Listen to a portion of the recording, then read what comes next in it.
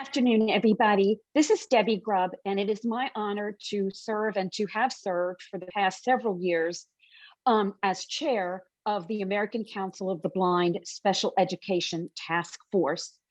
And with me today are three people that I am so excited to bring to you. First, we're going to be hearing from a mother who has advocated on behalf of her child since he began his free and appropriate public education journey. Her name is Tara Armstrong, and her child attends the Kentucky School for the Blind and will be graduating this spring. And I'm going to let in a moment Tara tell you all about that and her journey as a mother advocate. The next person we're going to hear from is Lori Scharf. Lori has had a tremendous social work background in terms of blindness and is now becoming a rehab teacher. And on our task force, she has been a guiding light to me, so helpful and so affirming, and her knowledge is astounding. And then finally, I'm so happy also to have with us Mark Reichert. Mark has had a long career of working with public policy, and it shows.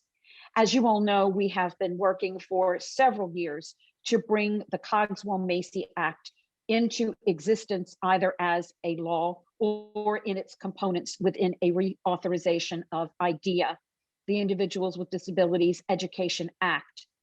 And I am so glad to have Mark here today.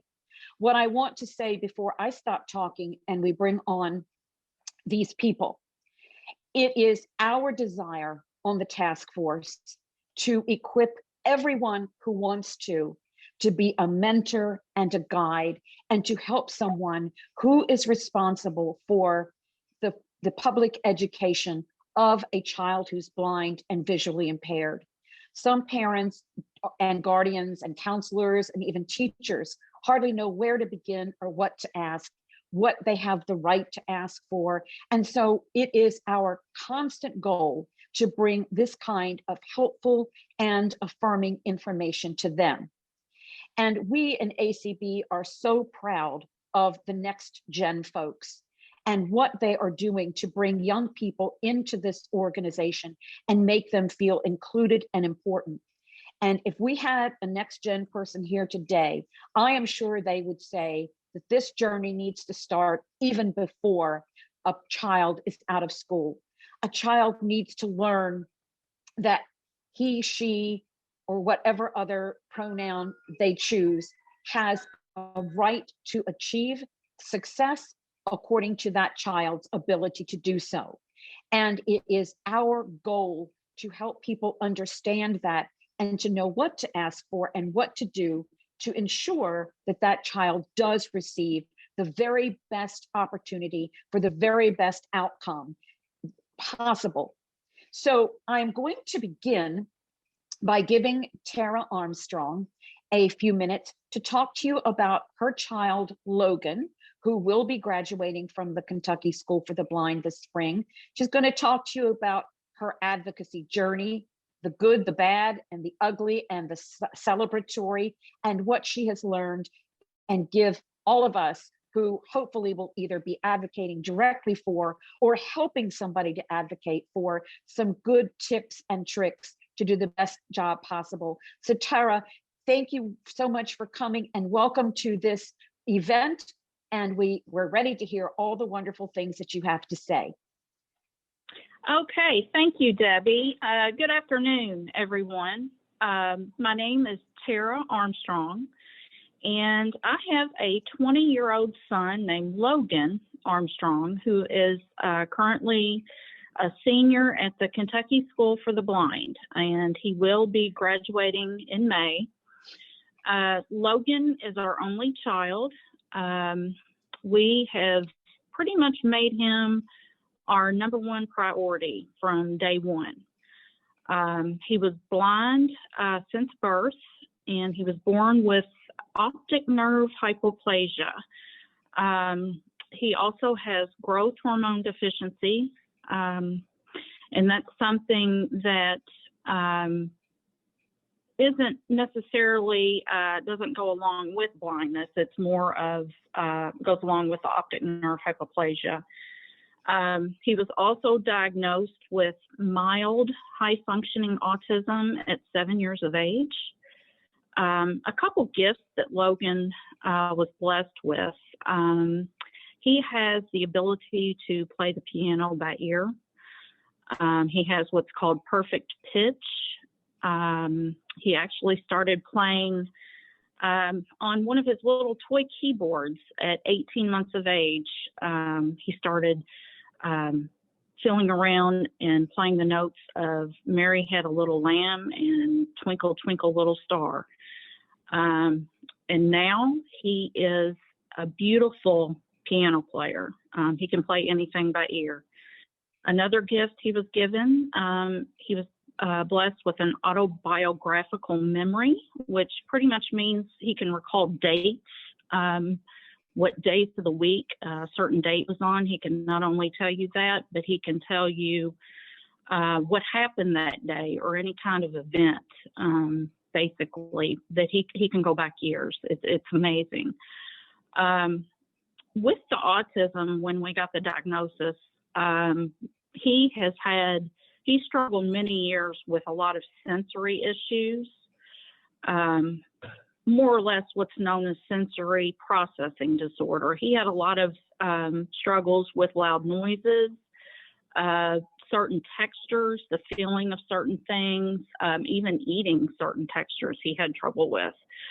Due to that, he struggled many years to learn to read Braille. Many years. We're blessed now that he is actually, he's a proficient Braille reader. But during his school years, I can relate, I'm sure a lot of other parents can, with the many hours of IEP meetings. I had a meeting that was under 2 hours in all the years that he's been in school. But, we used a respectful but firm approach towards advocating for Logan. I like to call it a why not approach. See what works, not try any and everything that's out there, and then go from there. See what does work, and then what doesn't work. Logan, he had many therapies over the years, not just your usual OT, PT, speech, etc. We tried everything. I don't think there's anything that we didn't try. We tapped into therapeutic horseback riding, chiropractic therapy. We even made several trips to Nashville to see an autism doctor when he was younger after he was diagnosed. We tried diet changes. We did the biomedical route, did a lot of nutritional supplements, and we we tried everything to see where the puzzle pieces fit, basically. And finally, we found, the right fit, actually, when he was about 12 years of age. Over the years, due to the sensory issues, he struggled to learn to read Braille. But eventually the connection was made thanks to his first Braille teacher, and especially his second Braille teacher and current teacher, Ms. Pam Cox. She has spent the last 2 years tirelessly and endlessly working with Logan to where he has overcome the obstacle. He is now what's called a proficient Braille reader.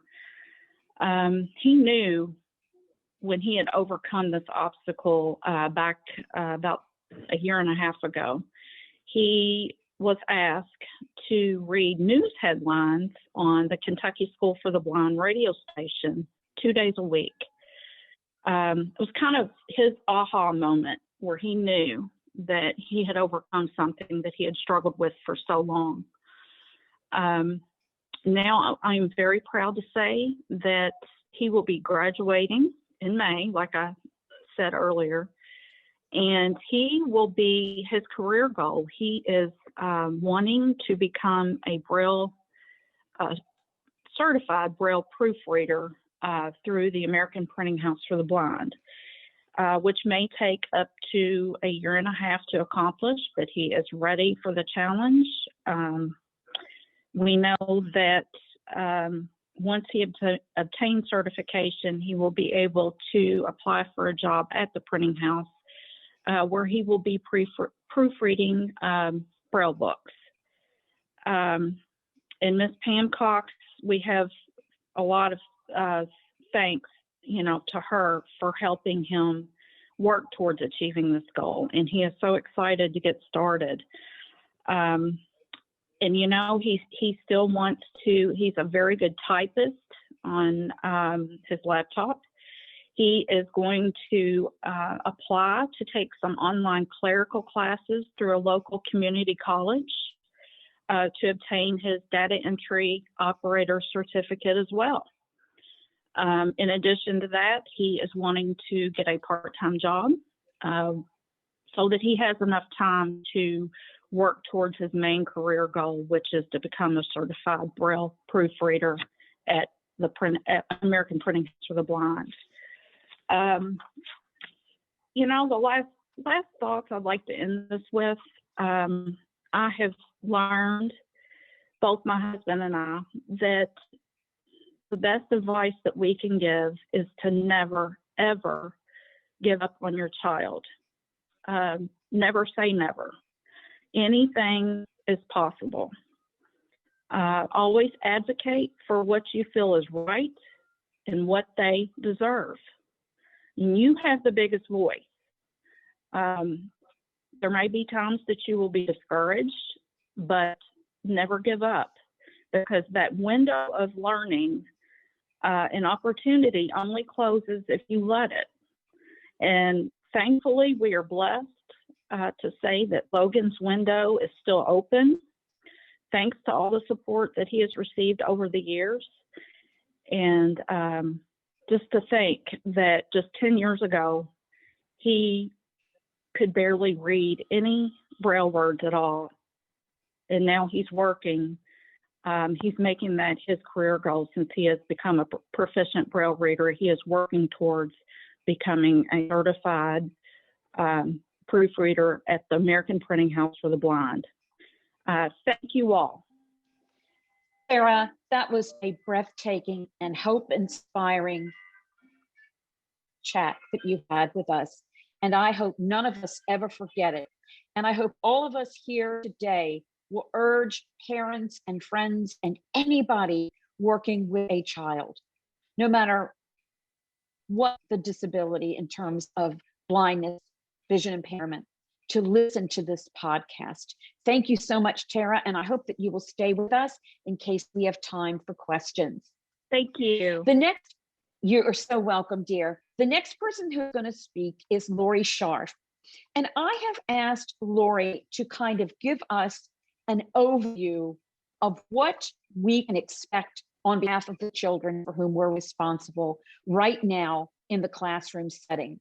What we have a right to, how to get it to happen, and how best to use the IEP process and other processes available to ensure that right now your child has the best opportunity and gets everything that child is entitled to. So Lori, take it away. Thank you. So I would just like to say that a lot of my advocacy work took place in New York, which is where I used to live. And I now live in Virginia.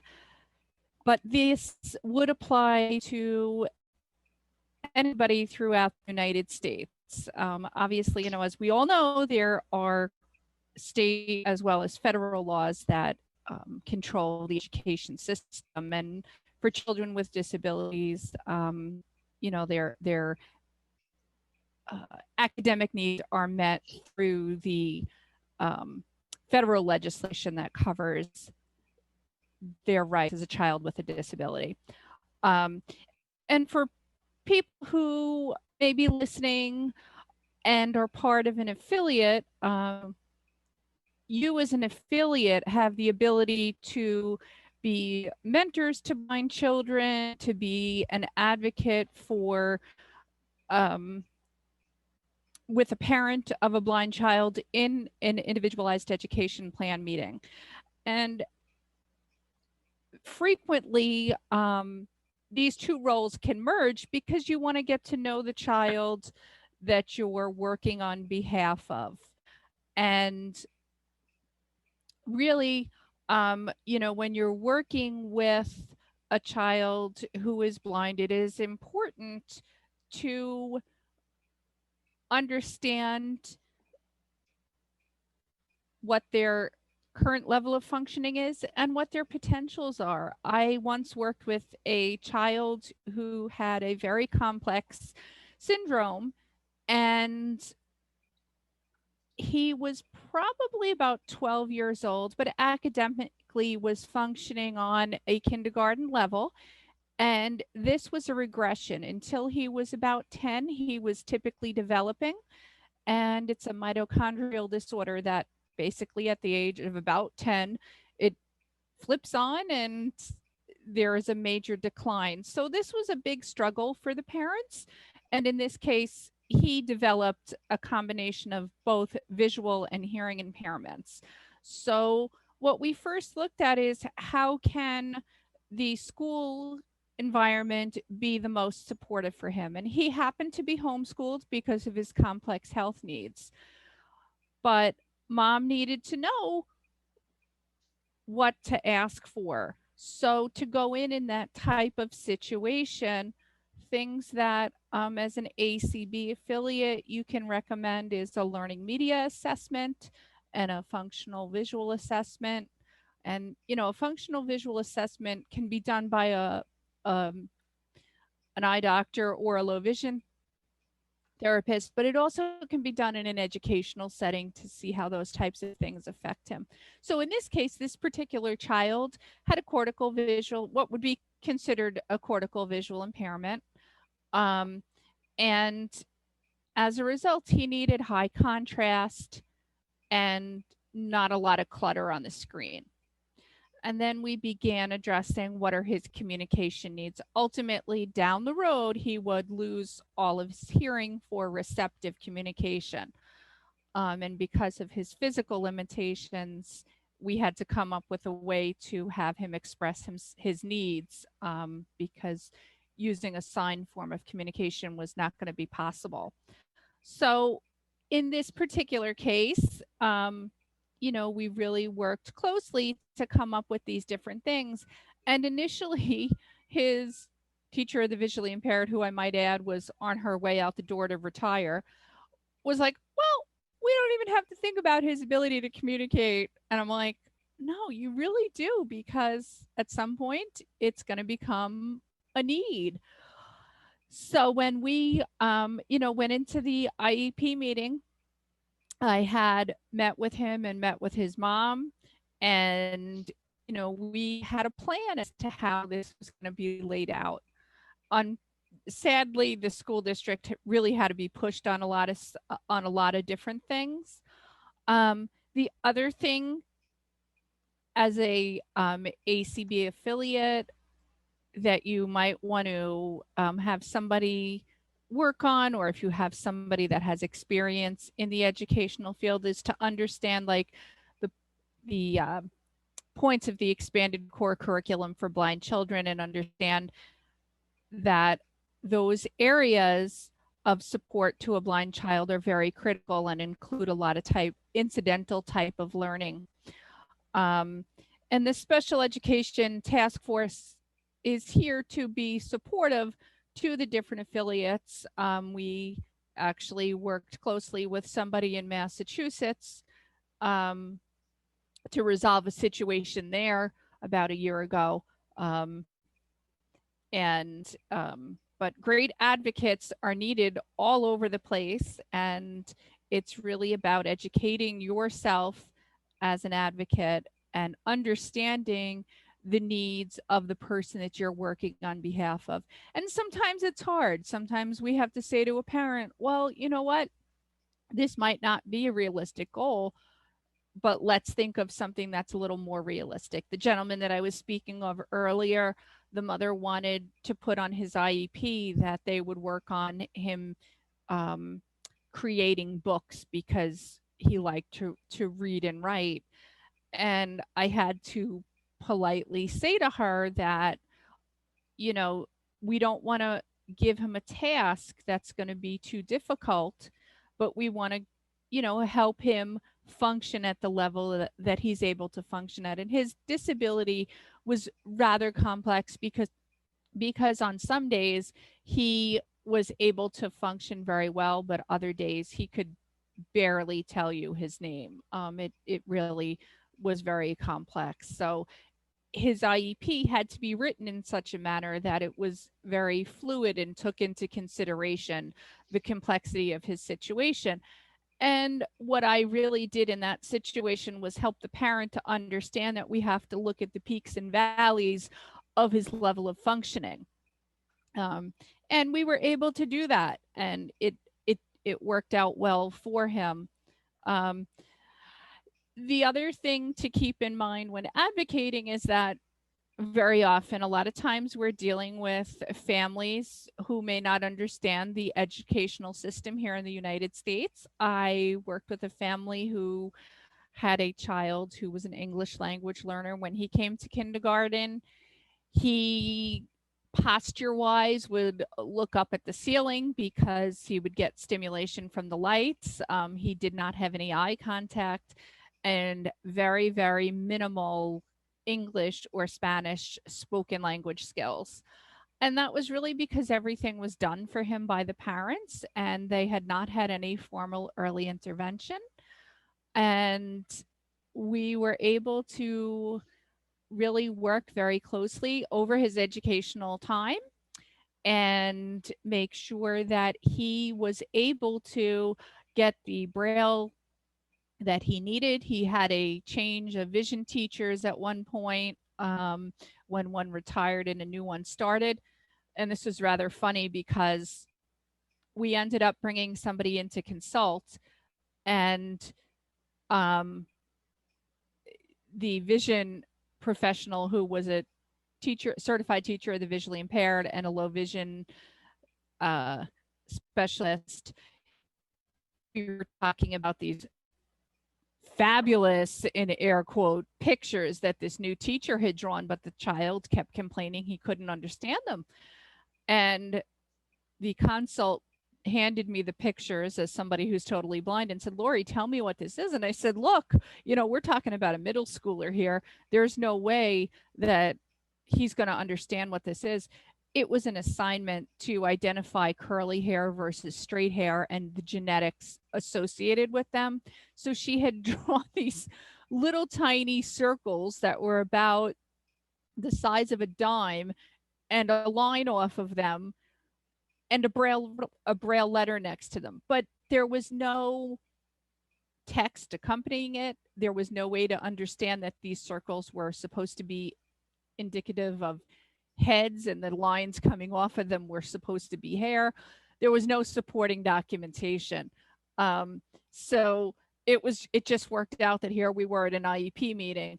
It ultimately, that teacher ended up getting fired for another reason. And he got this fabulous Braille teacher, teacher of the visually impaired, who really worked very hard at getting material put into Braille for him and making sure that everything was in Braille. He now is, for his second year in a row, on the president's list at his local college where he's studying computer science. So it is important to really work closely with the parents, work closely and get to know the child. And, you know, the education task force is here to really be support in understanding, you know, what a child might need. And I guess I will conclude. Thank you. And thank you for making it real through the story of that child. Mark Reichert, who is now the interim director of AER, has a long history in the blindness movement. It is his passion. And I'm going to ask Mark to talk to us a little bit about a thumbnail sketch of Cogswell Macy, what it is, what it does, why we need it, and how we as individual advocates and as affiliate organizations, and of course, our national organization, what we can do to, in a more real way, get it brought on the radar screen, either as part of IDEA or as a standalone act. So Mark, the floor is yours. Teach us and express to us.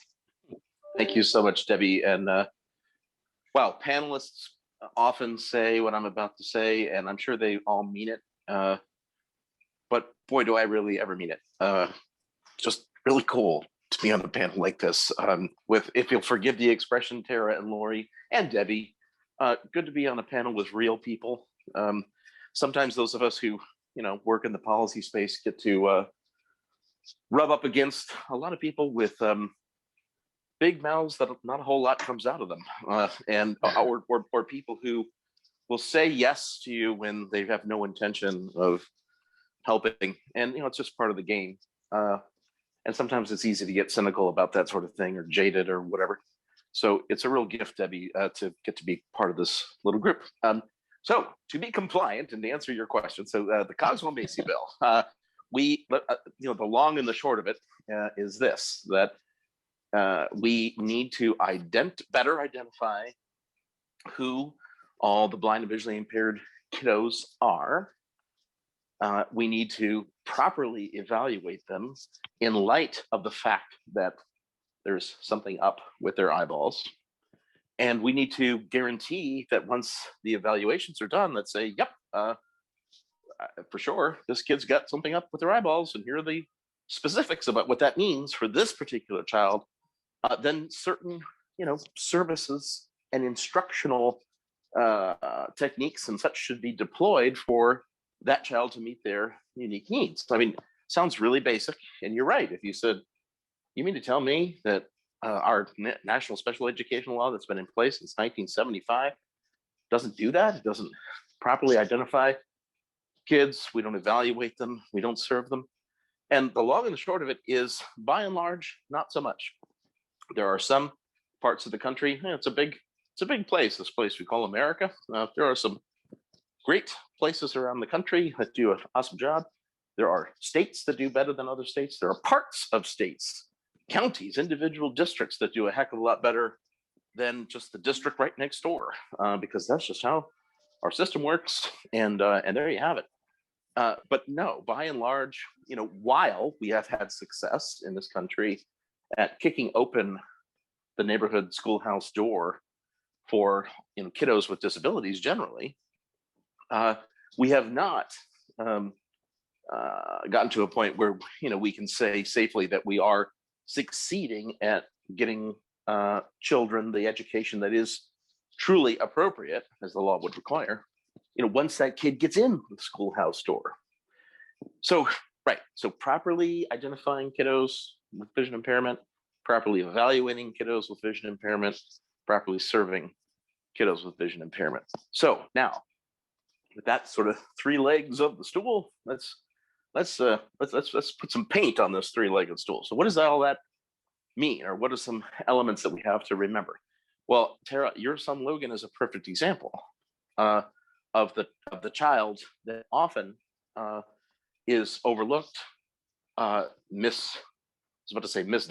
I suppose that's true, but in the special ed context, miscategorized or left behind. Use whatever cliche but important phrase you want, because a child who has experiences some kind of vision loss but lives with other stuff, including if that other stuff might even be, from a certain perspective, quote unquote, more severe, or what we now call more significant even than their vision loss, that child is often put in a different category than blind or visually impaired.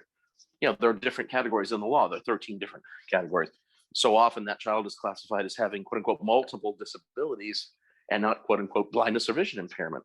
And they only have to fall under one. They only, and what's so frustrating about it is the law itself is explicit in saying that categorization like that should not be the determiner in what kind of services kiddo gets. It should be on the basis of what the IEP team comes up with after proper evaluation. There are all these lovely phrases in the law, but the practical reality of it is when, teacher or school district is shoving kids into various categories. I mean, I didn't know this until someone told me this several years ago. You literally are sitting in front, as an educator or administrator, you're literally sitting in front of a computer screen and you have a drop-down menu and you click on the thing that's, primary, secondary, and sometimes the systems allow tertiary disability categories. And there you have it. And then the wheels of injustice grind slow, but unfortunately right over kiddo's head because services are neglected and attitudes are not attuned to the child's functional vision impairment needs. And so what the Cosmo-Macy bill comes along and says is, yep, enough of that.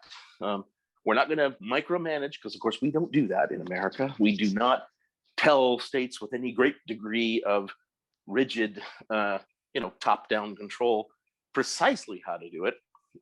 There are a lot of requirements in IDA that kind of look like that, but honestly, guys, those are the exceptions that kind of prove the rule. We have such a hands-off approach, believe it or not, in this country, and we can debate over your adult beverage of choice sometime when we all get together again, whether, this is political philosophy here. But as far as special ed goes, we're very accommodating for states to let them try to interpret the law and apply it within certain boundaries.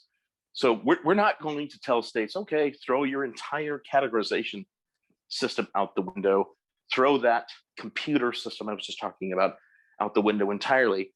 But what we do demand is that when kiddo has something up with their vision, that by definition, this means, first of all, they are counted, identified, the data shows that they are in fact, quote unquote, one of our kids, that those services that are the evaluations and services that are articulated in the law, and some that frankly are not yet articulated in the law, should be brought into play for that child. And I'll conclude about that in a second.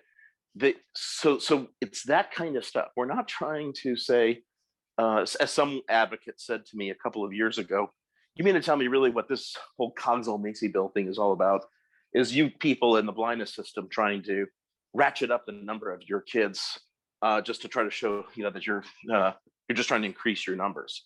Which, first of all, you want, in those situations, I'm not a particularly physically violent person, but you want to throw a pie in their face or something, when you hear that kind of nonsense. The truth is, our kids are already out there. The Department of Education thinks there's only about 30-some thousand of them. APH thinks there's about 60,000. The numbers that the academics and the researchers tell us are at least well over 100,000. The truth is, it's probably even bigger than that. And why? Because our kids are not just kids like me when I was growing up, whose only other disability other than blindness is having, perpetual diarrhea of the mouth, right? I mean, that's my only disability is vision loss, okay? So that's a minority of kids who are in our community. Those folks already exist. We're just not properly acknowledging that if you're going to reach kiddo with autism or, pick your other favorite other disability category, if there's something up with vision, and Lori illustrated that perfectly for us. You're not going to be able to provide categorically. You're not going to be able to provide a free and appropriate public education to that kid, because that's how kids learn, primarily through, as we all know, most of us in the world are primarily visual learners. So I'll just wrap up by saying the Cogswell-Macy bill is all about counting, evaluating, and serving kids, particularly kids who are blind and visually impaired, who have other disabilities. We are joined in this fight by our friends in the deafness and deaf-blindness communities, who, while all three of our groups have unique issues, etc., for sure those issues are parallel in terms of our experiences. And so the Cogswell-Macy bill goes into some depth in applying that sort of three legs of the stool thing to all the sensory disabilities community. And one little, I guess, coda here. is that the Cogswell-Macy bill has language in it that would say, in the blindness system, we've got some wonderful organizations like APH and some of the, the schools for the blind, of course, do a great job, and all the rest. What we don't have is kind of a central hub, almost kind of like a mothership, if you will, for conducting research, for developing innovative programming, and on and on. And so what could we do to sort of organize and amp up the capacity of the blindness system to do that work? And so the Cogswell-Macy bill calls for the creation of something called the Ann Sullivan-Macy Center on Visual Disability and Education Excellence, which is a mouthful to say, and that's my standard joke. It doesn't spell out anything, the acronym, but we couldn't figure out. I clearly had not, I hadn't had enough shots of Bailey's or something like him. But in any case, what that title should tell you is exactly what it's all about. It's not a center, it's not a new building. It would be a collaboration among the organizations, not unlike the organizations that assembled last night in President Spoon's fireside chat. Every one of those organizations, and frankly, even I could imagine that the blind advance even somehow playing a part in that effort, which would be kind of intriguing to think more about.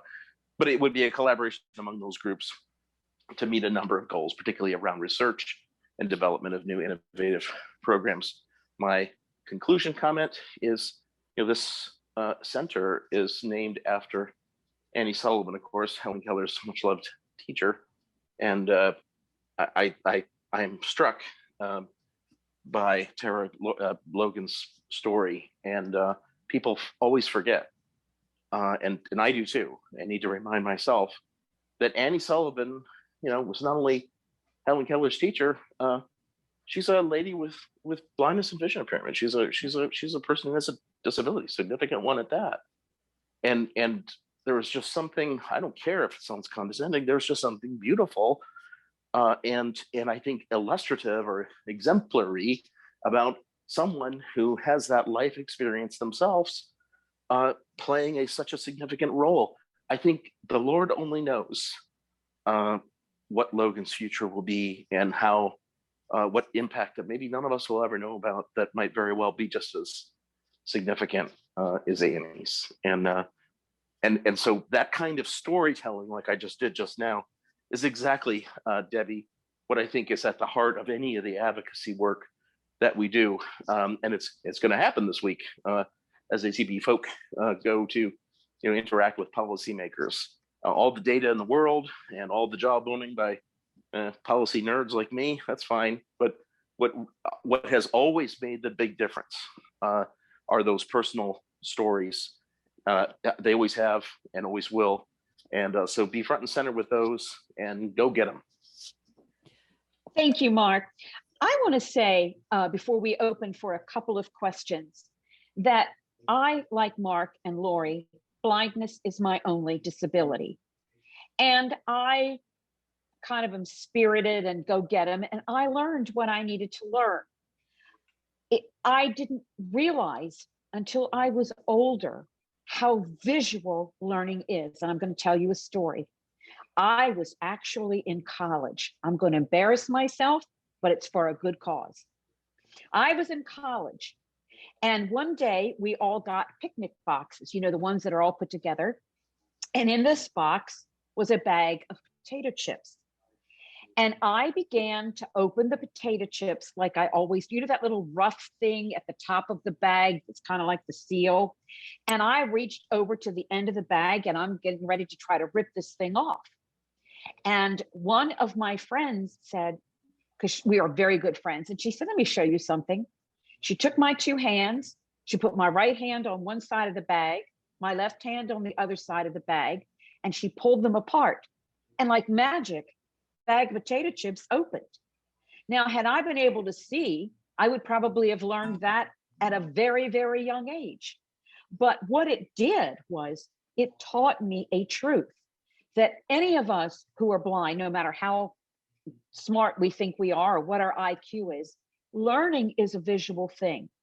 And what Mark and Lori have said is so true. If we don't accommodate for the visual issues that any child has, it impacts that child's learning for the rest of their lives. And so I hope my little story helps to bring that home. And now, without any further ado, in the few minutes we have left, Debbie, yes. It's Lori. I just would like to say that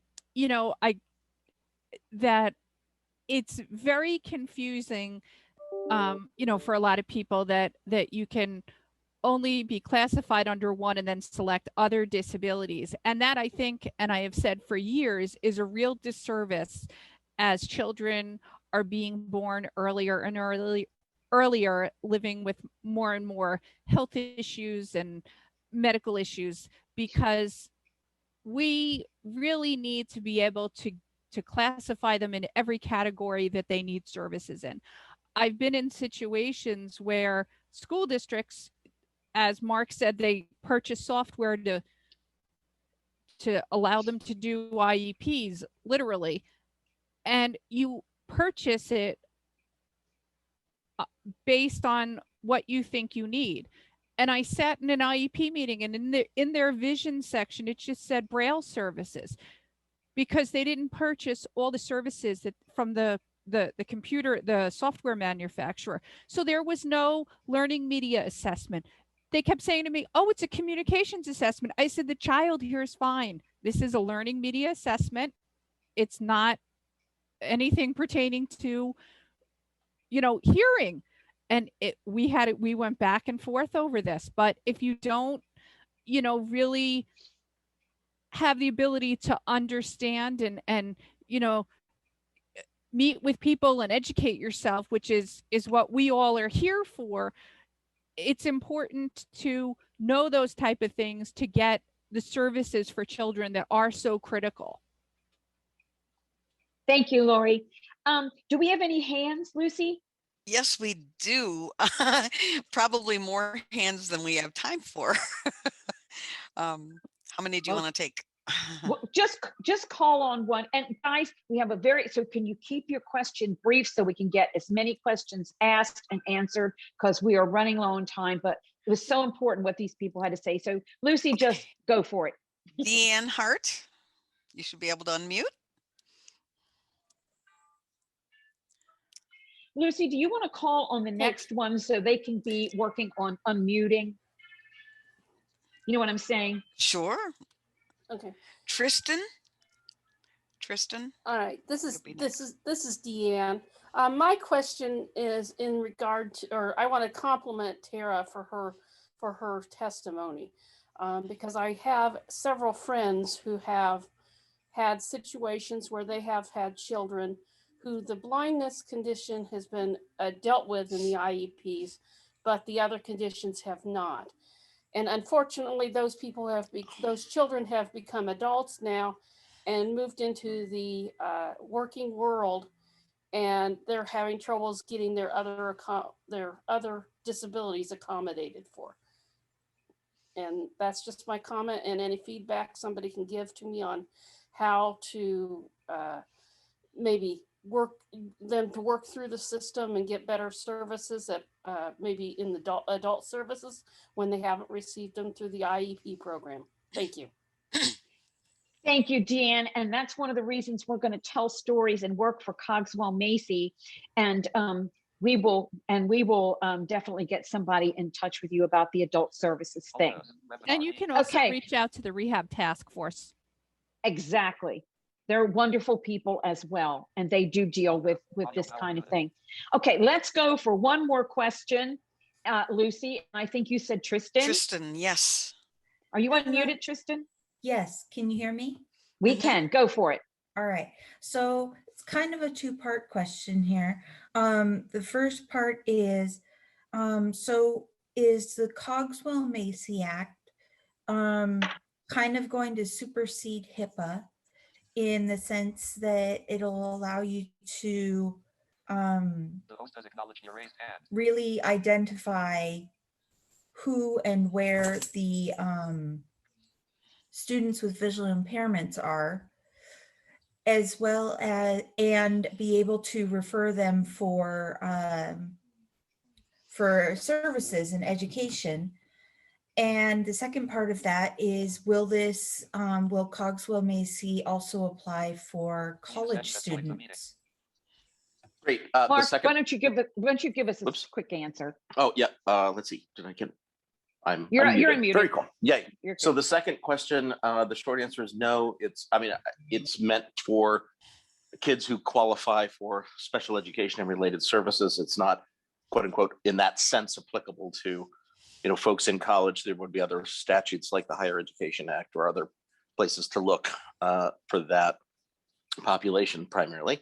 On the first question, good for you. Excellent that you're thinking about the intersectionality, if you will, of this law with other laws. The fundamental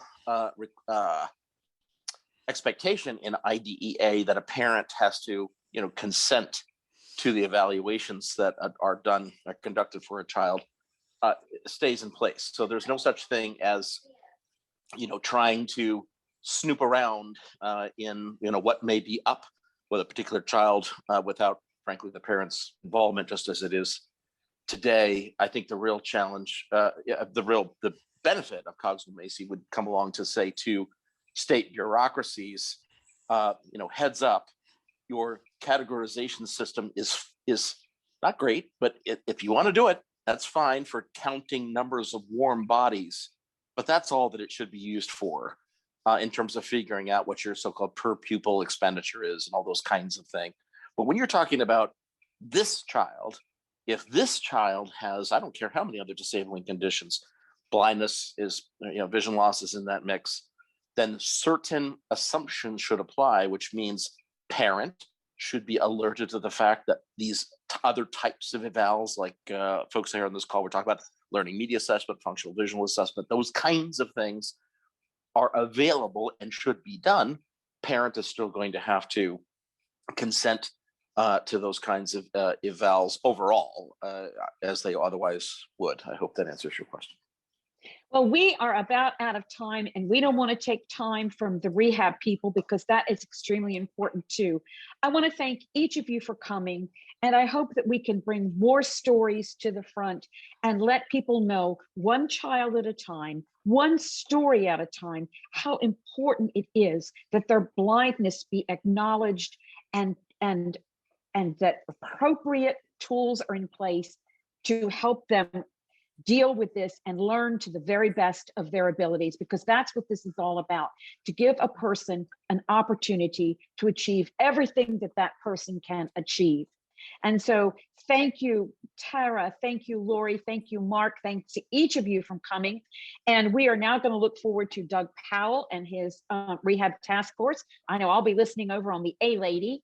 So thank you, everybody. And please, please, please do tell your friends to listen to this podcast. It is well worthwhile. Bless you all and thank you from the heart. Goodbye. Good afternoon, everyone. My name is Doug Powell. I have been the chair of the Rehabilitation Issues Task Force for probably about 8 years. And previously I was on a state rehab council and was the chair of that state rehab council in Virginia for a couple of years. So I got immersed in rehabilitation, and then I got on the task force and rose to be the chair. And with me today are Lee Nahasihi, who is the founder and chief executive officer for the Vision Serve Alliance. You may have heard her voice last night. And she's doing double duty, at least double duty here today. And we also have Kelly Buckland, who's the executive director of the National Council on Independent Living. I believe I've said that correctly. And third, we have Bill Robinson, who is the president of the National Council of State Agencies for the Blind. And we've brought these people together. They obviously are partners with us in various aspects of rehabilitation. and delivery of services to people who are blind or who have low vision. And so you may not know who these folks are or who these organizations are. And we wanted to allow them to let you know what they're up to, and have a little bit of a discussion in the next 50 minutes about what their emphases are in terms of advocacy, and how we can move forward together with advocacy on issues of rehabilitation. So without further ado, let's get into it. And welcome, Lee. Can you tell us in a couple of minutes who you are and what the mission of Vision Serve Alliance is? Sure. Thank you, Doug. Thanks for inviting me to participate in this group.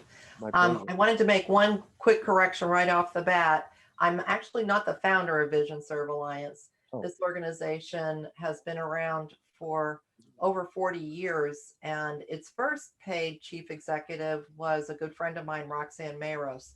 So I'm actually the second CEO of the organization, and very happy to be in that seat. In chronological order, I first became a social worker, but I got my degree in social work administration and program evaluation because I'm too soft-hearted to have tried to deliver direct services, quite frankly.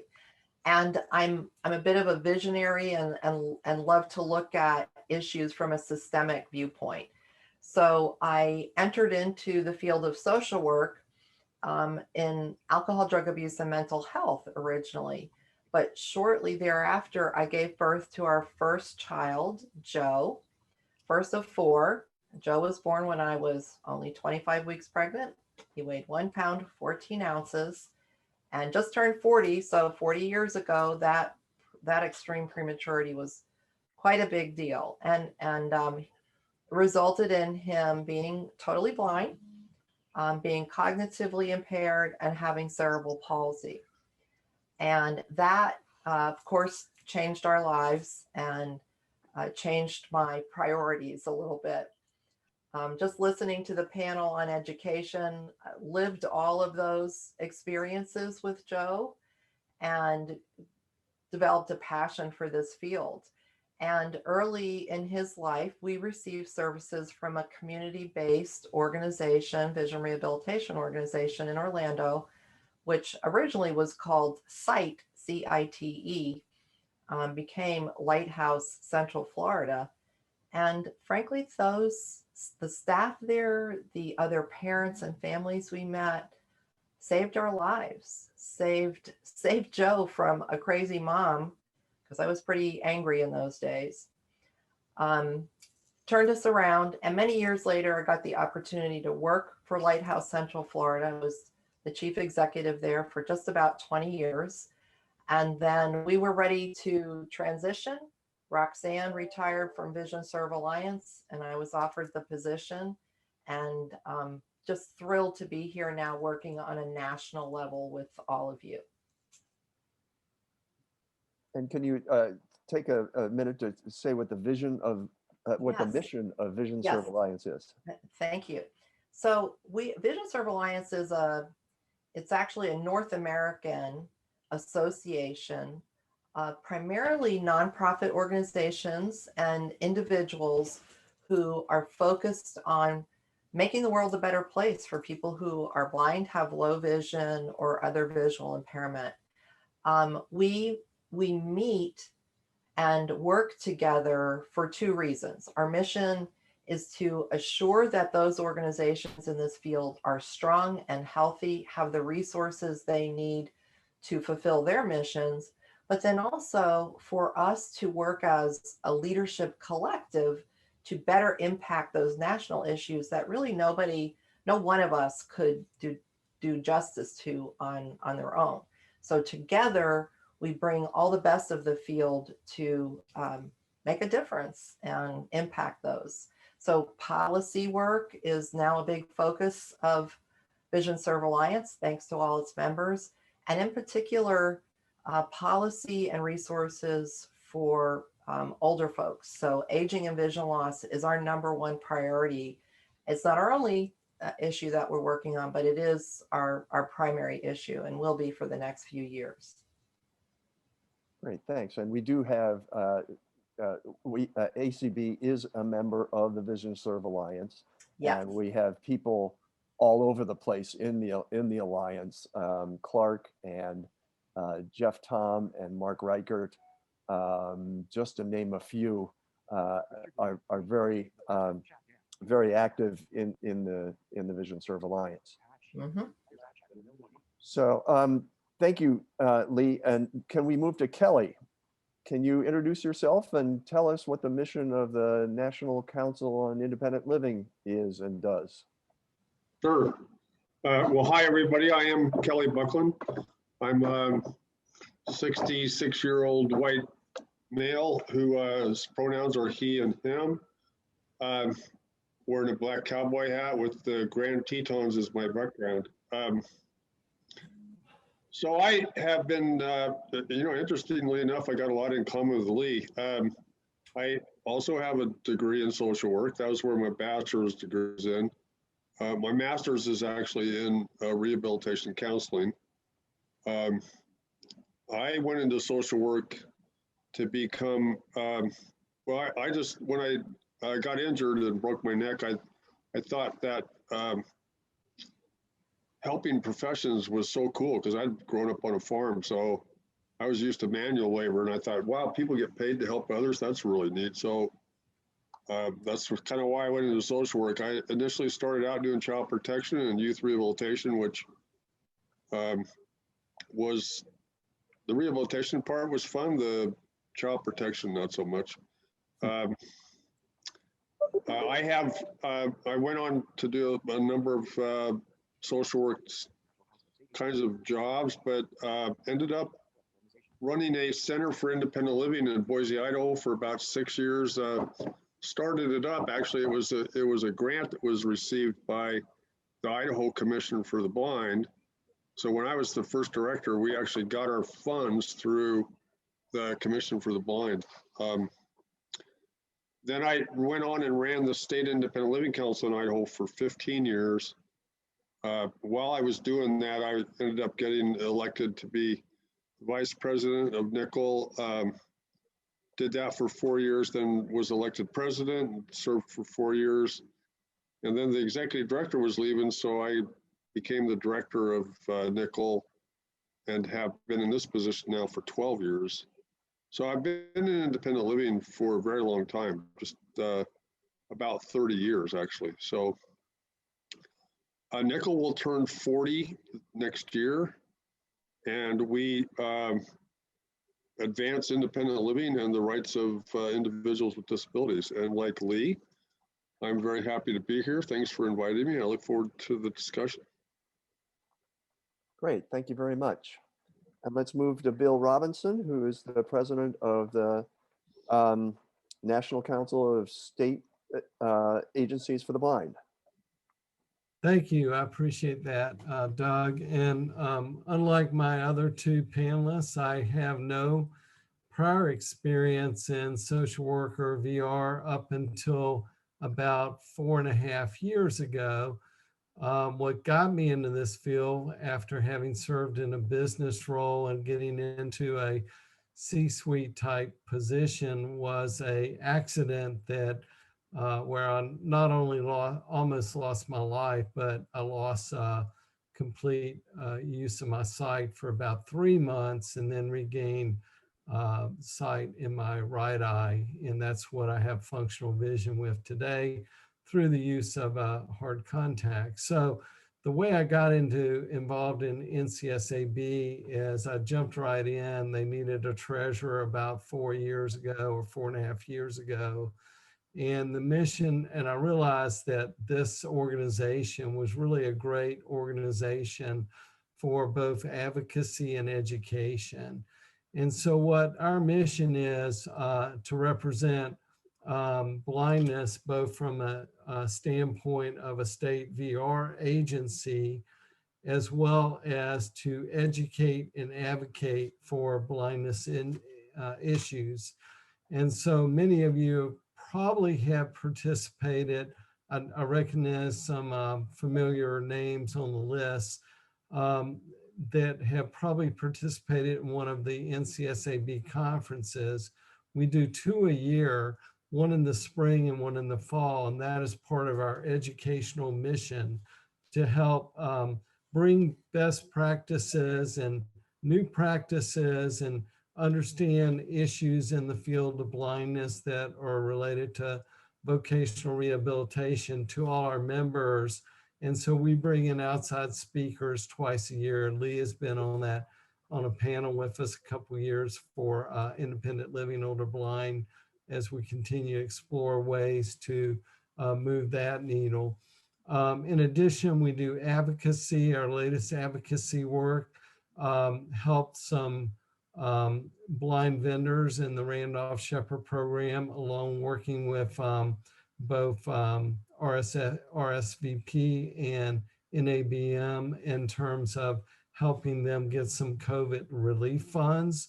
We've done some advocacy in the area of pre-employment transition services, advocacy in terms of systemic issues, and we employ a couple consultants through our organization to help us with that. Dr. Fred Schroeder was a RSA commissioner in the 90s under Bill Clinton. He's one of our main policy consultants. And then Katrina McDonald has a lobbying firm in Washington, D.C., and she does a lot of work with us on the Randolph Shepherd area. And by the way, NCSAB used to be part of CSAVR, which is a larger organization. But in 1974, when Randolph Shepherd Act was passed, the blind agencies realized that we would be better served, especially because Randolph Shepherd had been somewhat neglected by the general agency group, to form our own organization. So that was the genesis of NCSAB. Great, thank you very much, Bill. And your membership is primarily, or a majority of them are directors of, or commissioners of state agencies for the blind, am I correct? Right, to be a member, you either have to be a director or a unit chief for blind and low vision services in your state. So we have 50 state members and 7 members of US territories. Great, thanks. All right, let's jump in then. And can each of you say 2 things that you think is working well for people who are blind or low vision in the rehabilitation world at the moment? Yeah, I'll start out just saying that it probably didn't start out this way, but you know, with WIOA, there was the set aside or the reserve and expend of 15% of your VR grant for pre-employment transition services. And the genesis of that over the last several years, I believe that's working much, much better and seems to be working very well in a number of states. The other thing that I believe that is starting to have some traction is actually in terms of upskilling individuals through additional training. And we're trying to do some additional work there, as well as looking at customized employment and supported employment for the most severely disabled. And I heard that earlier through, I think Mark was talking about the challenges of multi-disabled individuals. So what we see in the blindness area is not only blindness, but a number of other disabilities. And that's why I think that supported employment, customized employment model is very important for the future. Great, thanks. Lee, do you have any? Well, I would say in a general sense, those people who are able to obtain vision rehabilitation services benefit greatly from it. So I think, again, it varies from location and organization to the next, what those services might look like. But I think it's fair to say that vision rehabilitation services work and make a huge positive impact on the people who can receive it. I also think that tremendous innovation in technology and accessibility is working. But with both of those examples, we still have big issues around access to them. Okay, Kelly? Yeah, well, I agree on the customized employment stuff, supported employment, and with Lee, the assistive technology. The advances in technology right now are amazing and are very beneficial, I think, for all people with disabilities. But again, Lee's right again, like there are still access issues. There are a lot of websites you still aren't accessible. So the real uphill climb there. So. Great. Do you want to, excuse me, Kelly, do you want to move on to what is not working for visually impaired and blind people in the rehab world at the moment? One or two things? Well, I still think we don't have a system that really puts people to work. I mean, we still have a high unemployment rate compared to the general public. And I really think that the system has been built, unfortunately, and it was built 50 years ago, and it was built around the ability not to work, right? So the whole premise is that you can't work in order to get benefits. So I think we disincentivize people to go to work versus paying them to go to work. We actually should start rewarding people for work. And unfortunately, the system is set up in a lot of times to do the exact opposite. That's true. Great, thanks. Lee? Well, I'll go back to access first. Access. You know, we think at best 5% of people in America who could benefit from vision rehabilitation services are receiving those. So what's happening to the other 95%? For me, that's the biggest issue. And there's lots of reasons I believe that contribute to that lack of access to services. And the same thing for technology. There's some pretty darn amazing technology out there, solutions, but unfortunately, the majority of people who could benefit from them cannot access that because they can't afford it, or they don't know about it. They don't have a service provider or company that is near them, so they don't hear about it. What people don't know is a lot about vision rehabilitation. So, you know, lots of issues. I also am concerned that you can only get vision rehabilitation services if you are expressing the desire to return to work. I guess there's some nuances around that, but the loss of the homemaker status in WIOA, I think, has been a significant loss to American adults. So would like to see that changed. Oh gosh, there's a bunch of other things too, but I don't want to I could spend the next hour. I know. We could, this could be a whole day seminar. Yeah. So thank you for being Kicking it off. that. Yeah, right. Bill? Yeah, so there's a couple things I would agree with the last two panelists too. Is, you know, one thing that frustrates me is trying to move the needle on employment. And when I look at that, there's some systemic challenges of moving that needle. And some of it relates I can only speak to Michigan, but I think these are probably nationally, when I talk to a lot of my colleagues, is there's a lack of qualified job placement professionals to work with our counselors, whether those are job coaches or individuals that do work in the placement area. We found that even in customized employment, that not many providers know how to work effectively with a blind individual, or they have very low expectations. Also, there's a lack of qualified assistive technology professionals.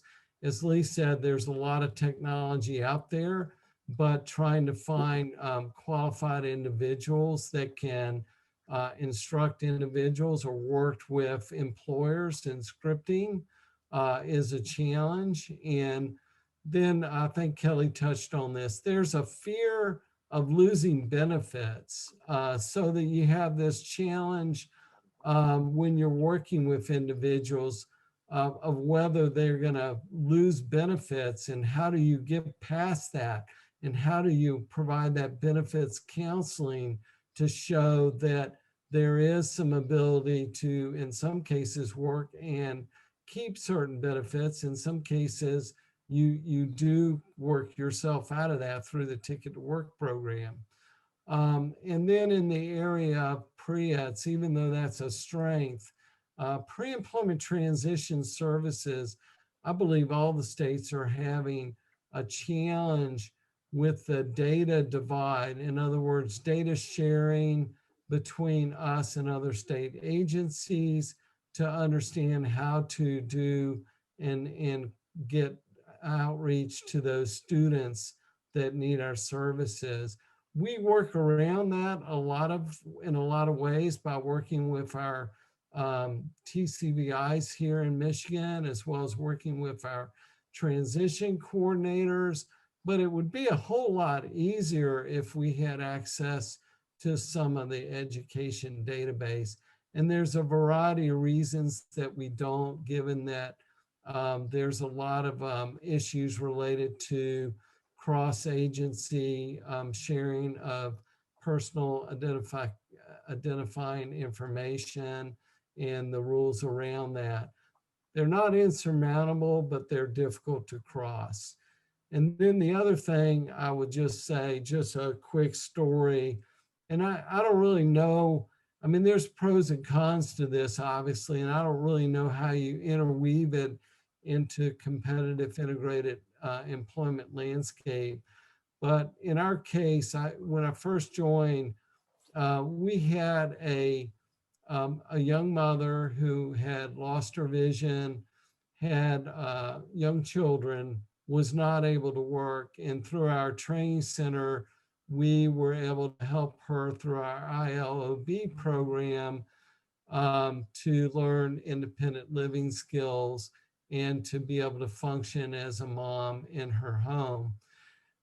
Then as the children got a little older, she came back to our training center to learn more about vocational opportunities. And she eventually was introduced to our business enterprise program, a Randolph Shepherd, and then became a Randolph Shepherd and is a Randolph Shepherd successful vendor. So why do I say that? Well, it's kind of because when you think about the elimination of homemaker, you know, while I get the reason for eliminating that, because you really want VR focused on employment, at the same time, independent living skills are key to employment. And we only have a very small grant for ILOB. Our grant for VR is very large.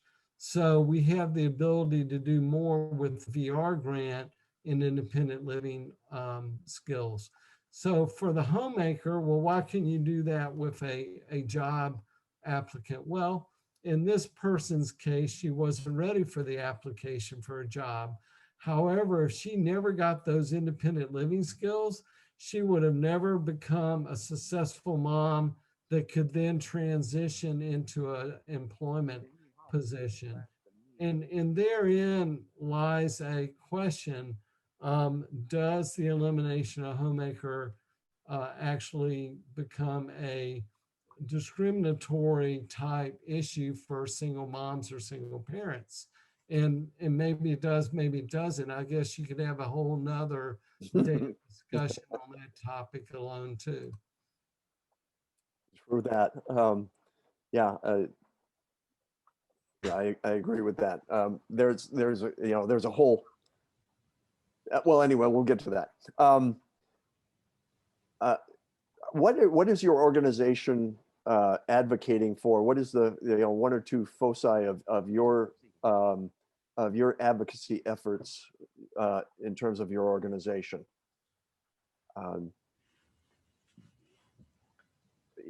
Anybody want to jump in? And I will. Sure, So, Lee, thanks. As I already mentioned, our primary issue is creating more opportunity for people 60 years and older living with vision loss. And so we created a coalition. We have about 160 people that are active in that coalition, working on 4 primary committees. And then there are subcommittees now forming within each of those, because frankly, it's a complicated issue. Many would say, well, all we need is more money. But actually, if all of a sudden the federal government dropped $1 billion on us, we would not have the resources to deploy that in a meaningful way. I still want the $1 billion, but and frankly, I think we need pretty close to that to really make a dent here. But in the meanwhile, we also need to be working on changing policy. I mean, how can the Older Americans Act not even mention vision loss? But that's a fact. It's barely mentioned in that document at all. And consequently, the awareness around aging and vision loss is minimal. I've spoken to very knowledgeable, well-educated people who've spent their career decades in the aging field and are not aware that there are 12 million, at least 12 million Americans living with significant vision loss. And they're like, how could I not know that? And so we need to focus on awareness with aging, allied health, medical. We do need work on funding as well. And then we need to work on the quality of services and the availability of services. We couldn't, even with $1 billion, stand up organizations overnight and fill those organizations with qualified personnel to do this job. So we're kind of working on all those things concurrently and hoping to move the needle in a significant way over the next few years. It's not the only policy issues we're working on. We care about kids, all ages, but we have focused on aging and vision loss primarily because nobody else is. And it's by far and away the largest constituency of our community. Largest and growing. And growing. Yeah, thanks. Kelly, what are you guys working on in the independent living realm? We are actually in the process of determining that. We have a process by where we survey our membership every new Congress. So the new Congress being seated, we are now surveying the membership to develop what the priorities are, because our priorities come from the membership, not from Nickel and DC. So, but having said that, one of our priorities always is funding for centers for independent living across the country. And right now, the other priority, has been driven by COVID. It's pretty much COVID. I mean, there's a lot of things around COVID that have really significantly impacted people's ability to live independently in the community. And the people that come in to provide services, it's significantly impacted their ability to do that. And you've got people coming into people's homes that are testing COVID positive. So there's a real concern around spreading COVID by the workforce that's actually there to help support people stay in their own homes. And then we've seen a real pipeline of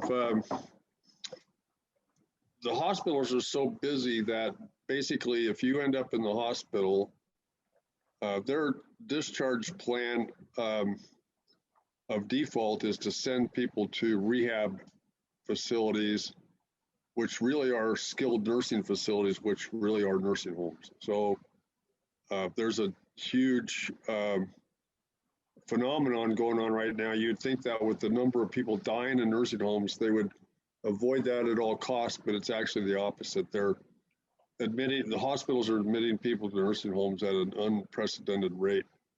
And so that's a priority for us too, is to really work to, one, keep people in their homes, and then two, help transition people that are in congregate settings back into the community. And then the other thing that we really are trying to focus on right now is getting people their vaccines. I mean, it's a mess out there. You try to sign up to get your vaccine, you know what I'm talking about. So we think Centers for Independent Living can play a real critical role in helping guide people through that process. And frankly, there's a big digital divide out there. A lot of people don't have internet and don't have a device. So we're trying to get more access to those things, because really, if you talk to anybody about how to get the vaccine, they'll give you the website address, and that's it. And we know that's really far from sufficient. So, good point. Great, Bill. So like Kelly, we have put a position paper together for prioritization of the vaccine for vulnerable populations, particularly the blind population.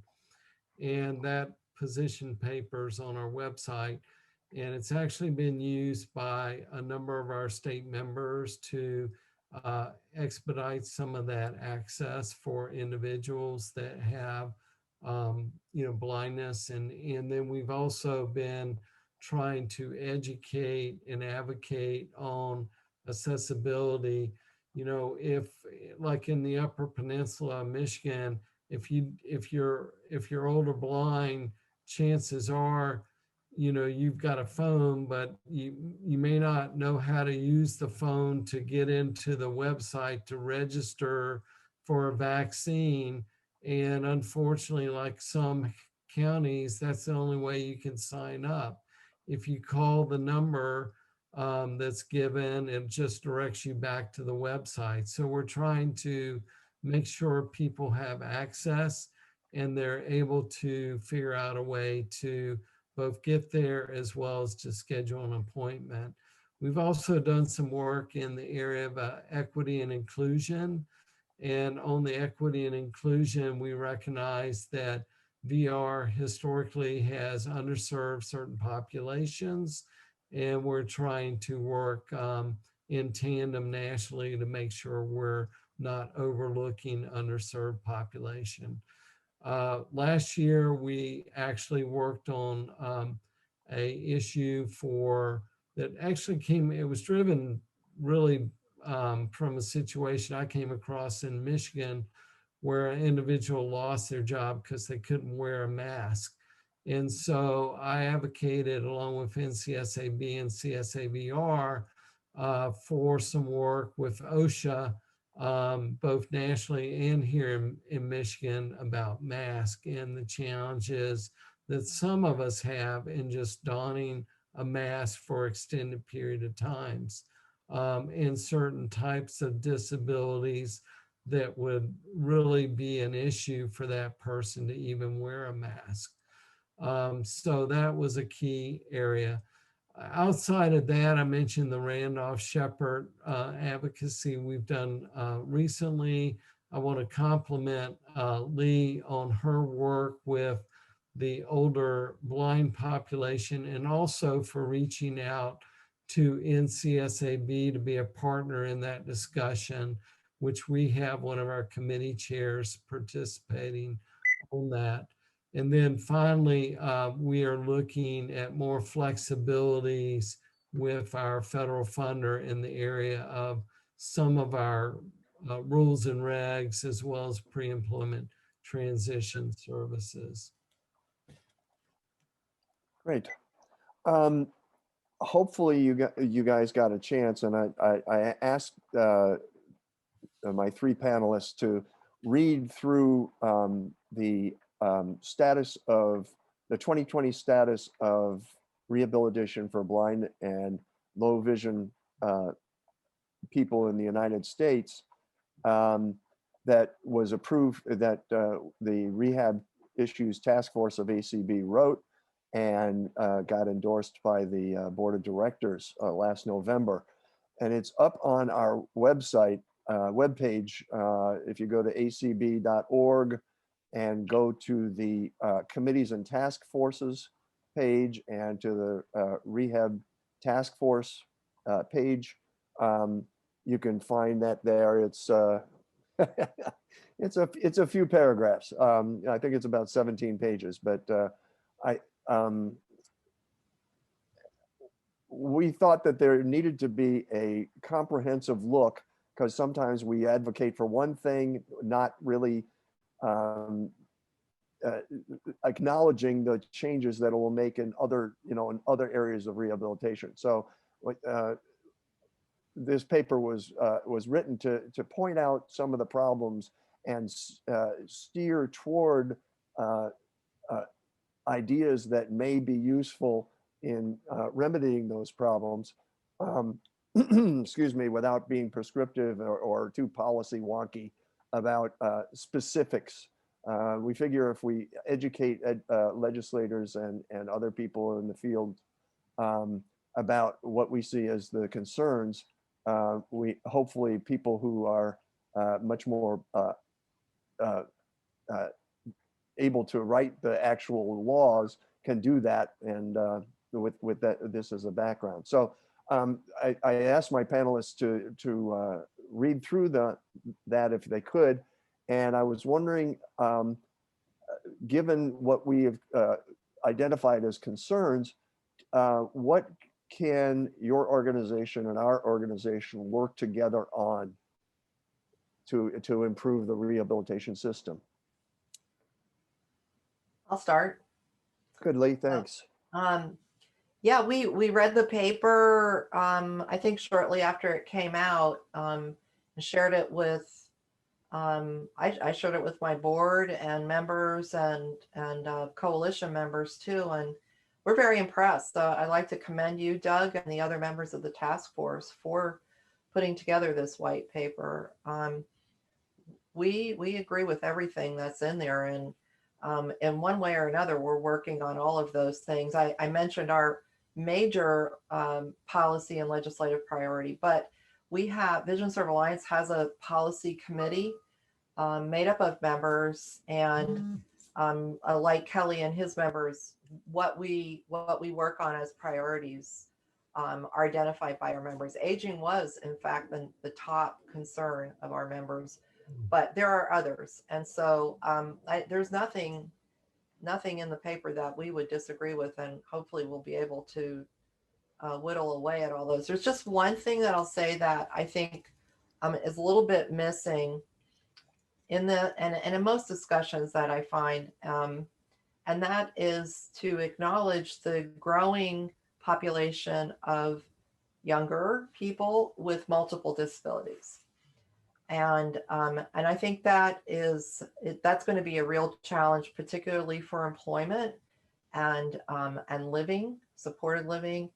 We're so focused on getting people who are blind and visually impaired into competitive and independent living situations that I feel like we forget that there are some that are not capable of that. And we don't want to lose sight of them. I'm particularly concerned about it because my son is multiple disabled. So I live with this personally, and let's not forget that population, which I think is a big reason WIA was created in the first place, but the emphasis is on competitive employment, and some people are not going to get there. So that's the only thing that I think could be strengthened. Otherwise, I think it's a really great piece of work, and we look forward to, holding hands with ACB and other partners to try to get some of this done. Thank you. Yeah, I read through the policy items, and I think, you know, from a standpoint of vocational rehabilitation, the only item that I would have to take objection to is the ability, one, being judged solely on the basis of wages and benefits and upward mobility. And the reason I would do that is because, you know, WIOA as well as WIA put a major emphasis on the integration of individuals who were blind and visually impaired into the mainstream employment. And, you know, I look at that and, you know, Ability One has a unique mission, VR has a different mission, and it's very unique. It doesn't mean that VR doesn't refer individuals to Ability One, because we do based on their informed choice. And it doesn't mean that there aren't some Ability One positions that aren't integrated. It's just for those that are not, VR doesn't serve that purpose. And under WIOA, it was not intended to serve that purpose. You know, there's an interesting policy paper you ought to read from the National Council on Disability that was released in October of 2020. And some of the concerns were, despite the increased program revenue earned throughout through sales to the federal government, employment for people who are blind or have significant disabilities has steadily declined since 2011. So I'm going to give you a little anecdotal conversation here from Michigan. So when we're working with one of our Ability One providers right now, in terms of a position we believe meets competitive integrated employment, the problem we have is that the scripting and the ability to script the software for this particular position has not been vetted, where, you know, may not even be doable. And so that rules us out from even working in that area. We're kind of looking at how we can fix that, but this is a big issue. And it seems like sometimes some of the jobs that are there are meant for individuals that are higher skilled, whereas if you really read what the Ability One program is for, as Lee mentioned, is for individuals who have skills that would not lead to competitive integrated employment. That said, again, I will emphasize that if an individual wants to seek employment with Ability One, VR has an obligation to refer that individual if that's their informed choice. Okay, thank you. And Kelly. So I can't say that I thoroughly digested the paper. I mean, I did skim it and read it. I do have to tell you, I take some exception to some of the premises that are in it. Like that competitive integrated employment is counterproductive, and that the job service should serve people that are not served well by VR through the Department of Education. The job service, in Nichols' opinion, the job service is there to serve everybody. It doesn't serve everybody except people with disabilities. So there's this other system. We think that you have an absolute right to go to job service and get the services that they provide, whether you're disabled or not, including blindness. So Kelly, are you talking about the job centers, the one-stop centers at the workforce? Yeah. Okay, thank you. I agree with you. Go ahead. So we did a lot of the advocacy around stuff in the WIOA. And that was definitely one of the things that we took positions on, that said, you know, you have a right to access those services. Just because you have a disability doesn't mean you should be sent to this other system.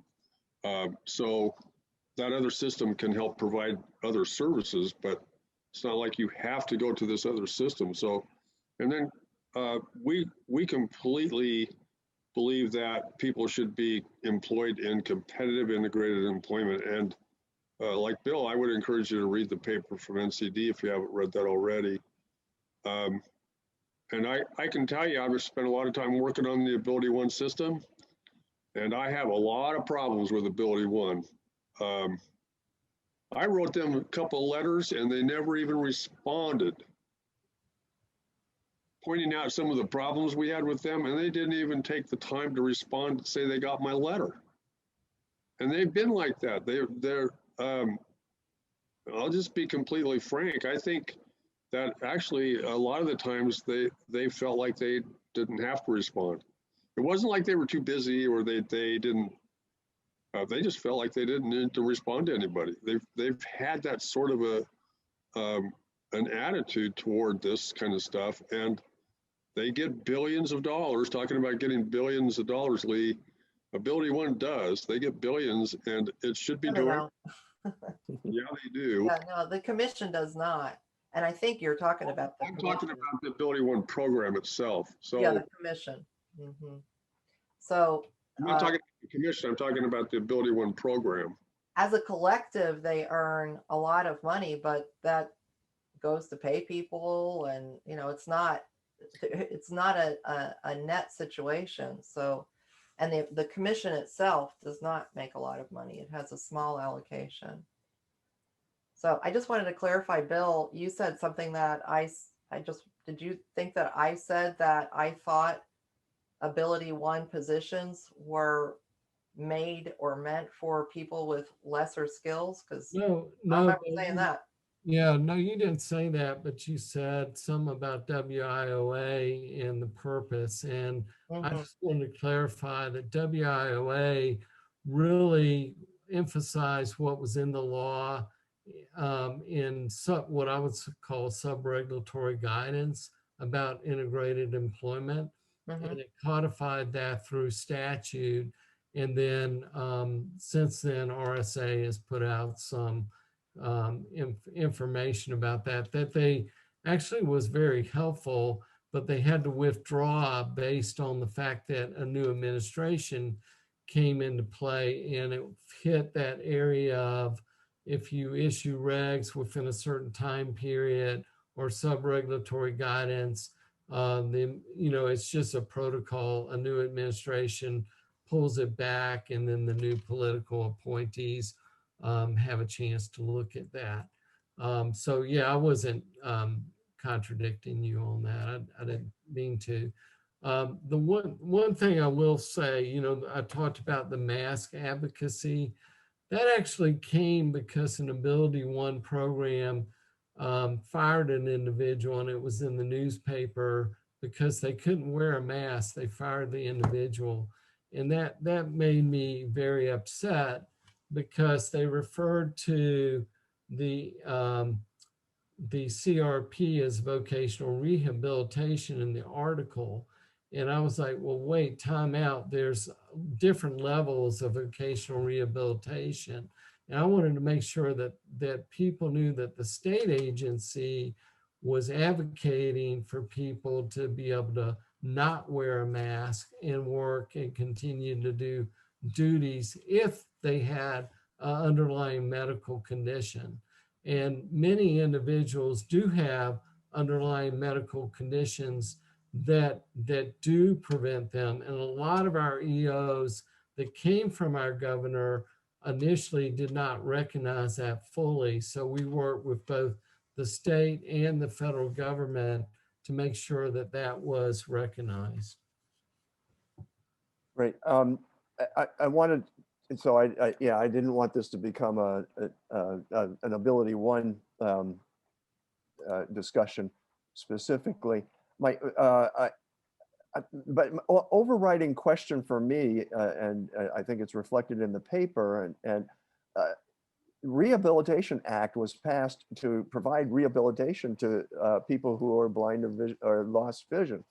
And over time, I think with Fred Schroeder specifically, it became more VR, and everybody calls it VR now. But that was not, that was not what it was originally, was the original focus. It was on everybody. And my concern is that we're leaving thousands and thousands of people behind who don't know whether they want to work or not because they just turned blind and they have no idea of what their capabilities are.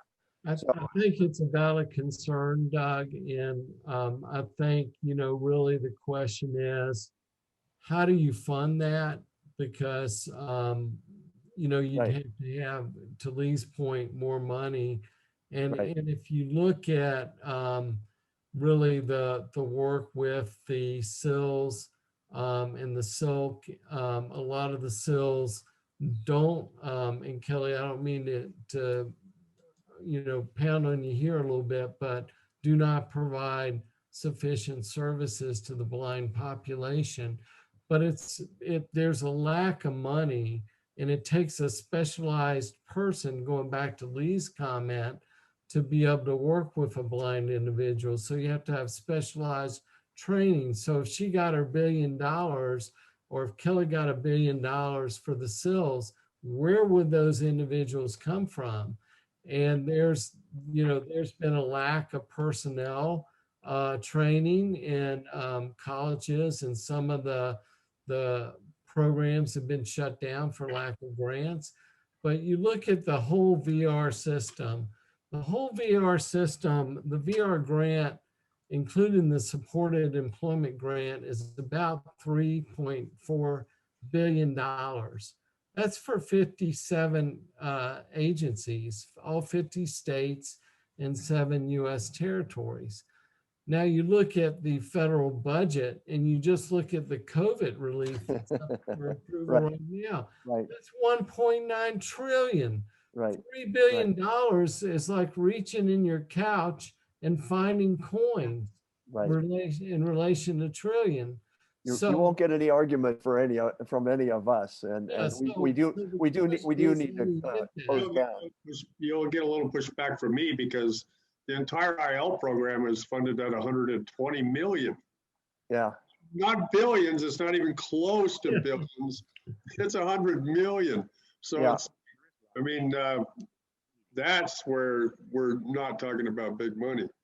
But that's to fund 715 centers for independent living across the country and 56 statewide independent living councils. So yeah, well, maybe we can all work together to increase funding for all of these wonderful programs.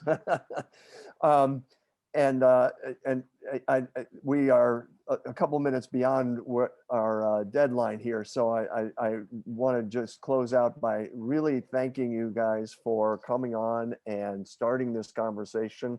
Hopefully we'll do some more discussing, and either publicly and offline to see what we can work together on to increase funding. I don't think anybody would disagree that we need it. So the question is, how do we educate the legislators so that they will understand our need? Well, I think this is Kelly, if I can just real quick, I agree with Bill. Like, there's some systemic stuff that really needs to be addressed. Oh, yeah. And I think COVID has really just sort of like really heightened that there's some systemic stuff that really needs to be addressed. It has. Good. Thank you very, very, very much. And Kelly, I understand you're retiring, so I want to wish you well. Retirement's great. Learn to say no, because everybody and their brother, when they find out you're retired, they want you to do something for them. And so thank you, Doug. And thank you, Lee, for your continued partnership on lots of issues. And Bill, it was nice to meet you, and I hope we can work together a lot more in the future. Yep, nice meeting you. Appreciate being on the panel, and I'd like to thank Lee and Kelly too, and just say for all of us in the blindness area, there are ways to work together and partner, and we've got to do more of that. Nice to meet you, Kelly. Thank you guys for reaching out and asking me to be on the panel. It's been a pleasure. Yeah, nice to meet you. Nice to see you again, Bill. Bye-bye. Thanks, All Doug. right. Thank Bye. you. And So, let me introduce my two panelists. The first one most of you out there are very familiar with. I'd say, as the phrase goes, that our old friend Carl Augusto, former CEO of AFB, used to use in the blindness biz. Mark Reichert is like cradle to grave. He gets on for kids, and now he gets on for seniors. So, yes, sir. He is the first vice president of the American Council of the Blind, and he is AER's interim executive director, and he's now doing some work for the Vision Serve Alliance as well. So he's got more hats than it's almost possible to wear. Our other panelist today is Pris Rogers, and she is just a regular rock star in the business, in the field of seniors with vision loss. She's been in the field for 4 decades, involved in both the private and public sectors. She doesn't like to look backward. She's only looking at the present and future. She is currently the special advisor to the American Foundation for the Blind on Aging and Vision Loss. And she is one of the co-leaders of the Vision Aware project for the American Printing House for the Blind. Finally, she is co-chair, along with Mark Reichert, of the Policy and Funding Committee of the Aging and Vision Loss National Coalition, which you heard a little bit about in the prior panel, if you were listening to that one, and you'll hear more about in this panel. So, welcome, Pris, to ACB. Great to be here. Thank you, Jeff. All right, so I am, since I didn't introduce myself, Jeff Tom. I am a board member of ACB. I am the president of the Alliance on Aging and Vision Loss, which we will mention a bit more later on in this panel. And so I want to ask a few questions of our panelists, somewhat in the manner that Doug Powell just did. So both of you have spent a long time in the trenches battling for improved availability of services for seniors with vision loss. Arguably, there is no more underserved segment of the population than ours. Give us your thoughts on why seniors with vision loss are so dramatically underserved. And I'll let either one of you go first. Ladies first. Thanks, Mark. I knew you'd do that to me. Yeah, I know.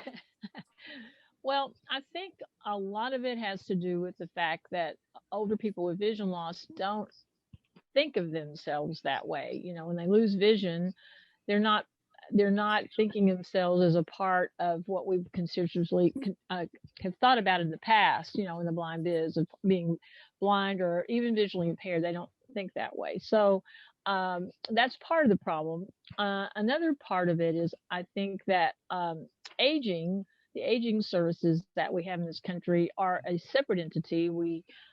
They're housed in another department and in government, and near the twain shall meet, frankly, between our sector on vision loss and the aging sector. And the aging sector really doesn't think about people with vision loss so much as being part of their service delivery. And people are hidden. I mean, when people lose vision, they can't get transportation.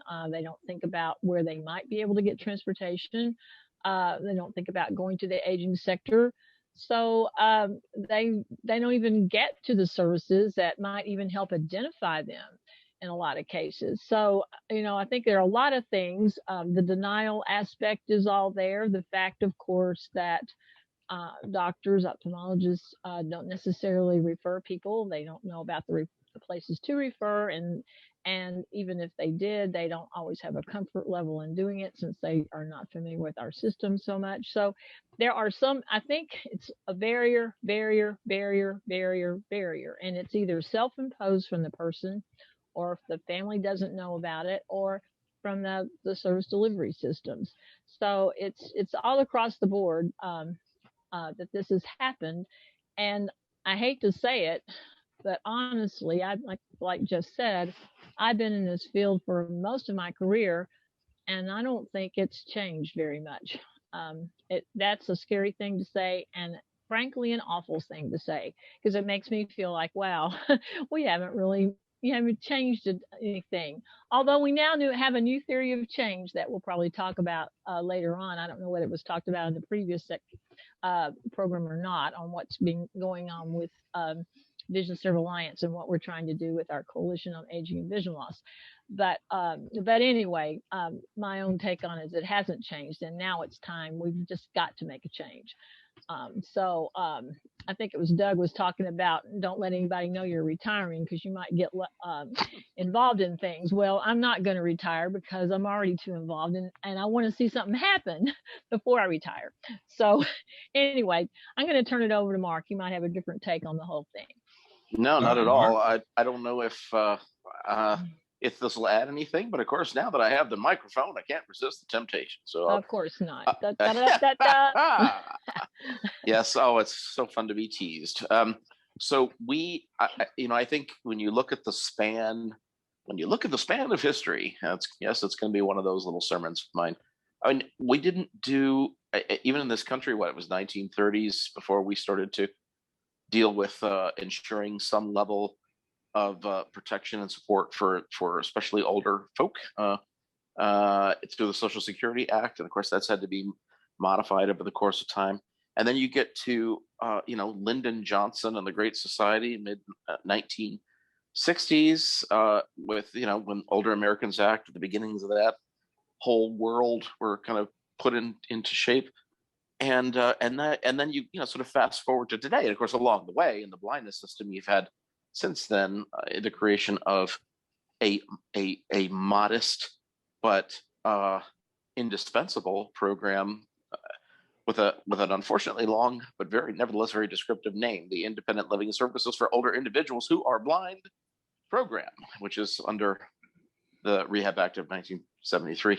So in any case, what that I think should help to indicator is just serve as a few indicators is the extent to which the entire country, our society has not ever really lived up to one of the 10 commandments, right? Honoring your parents, honoring your father and your mother, and taking care of folk as they get older. We've made some attempts at that. I do not hold myself out as some kind of aging expert, like Chris or the folks who were the champions for decades, for the older Americans. But you just have to look at it to recognize the many systems that are put in place there, but how deficient, if for no other reason, the amount of money it is that's devoted to those programs, how deficient they really are based on the needs. So then you look at our world and who are our people, and there's maybe 12 million folks who are older who live with vision loss.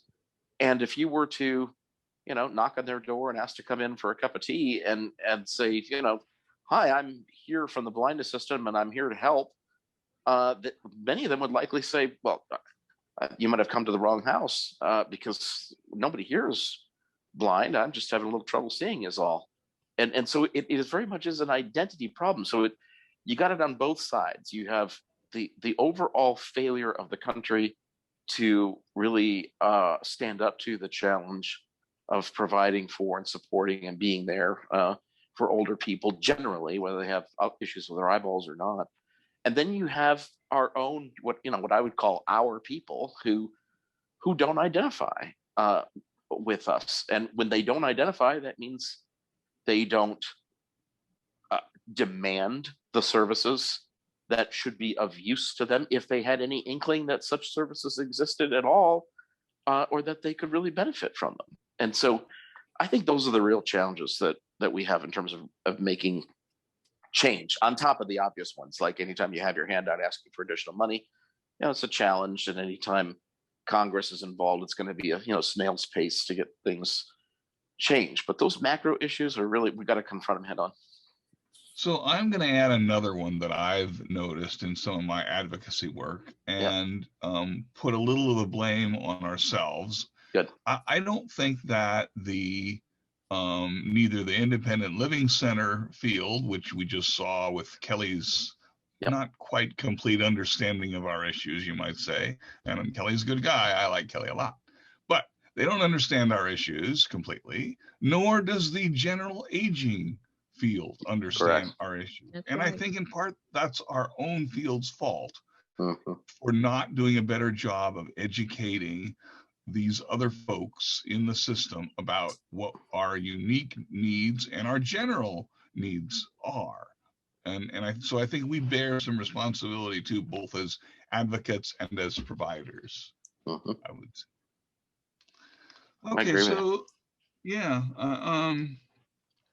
there was a little discussion in the sort of Actually, hey Jeff, if you don't, I'm sorry to interrupt you, but it just hit me.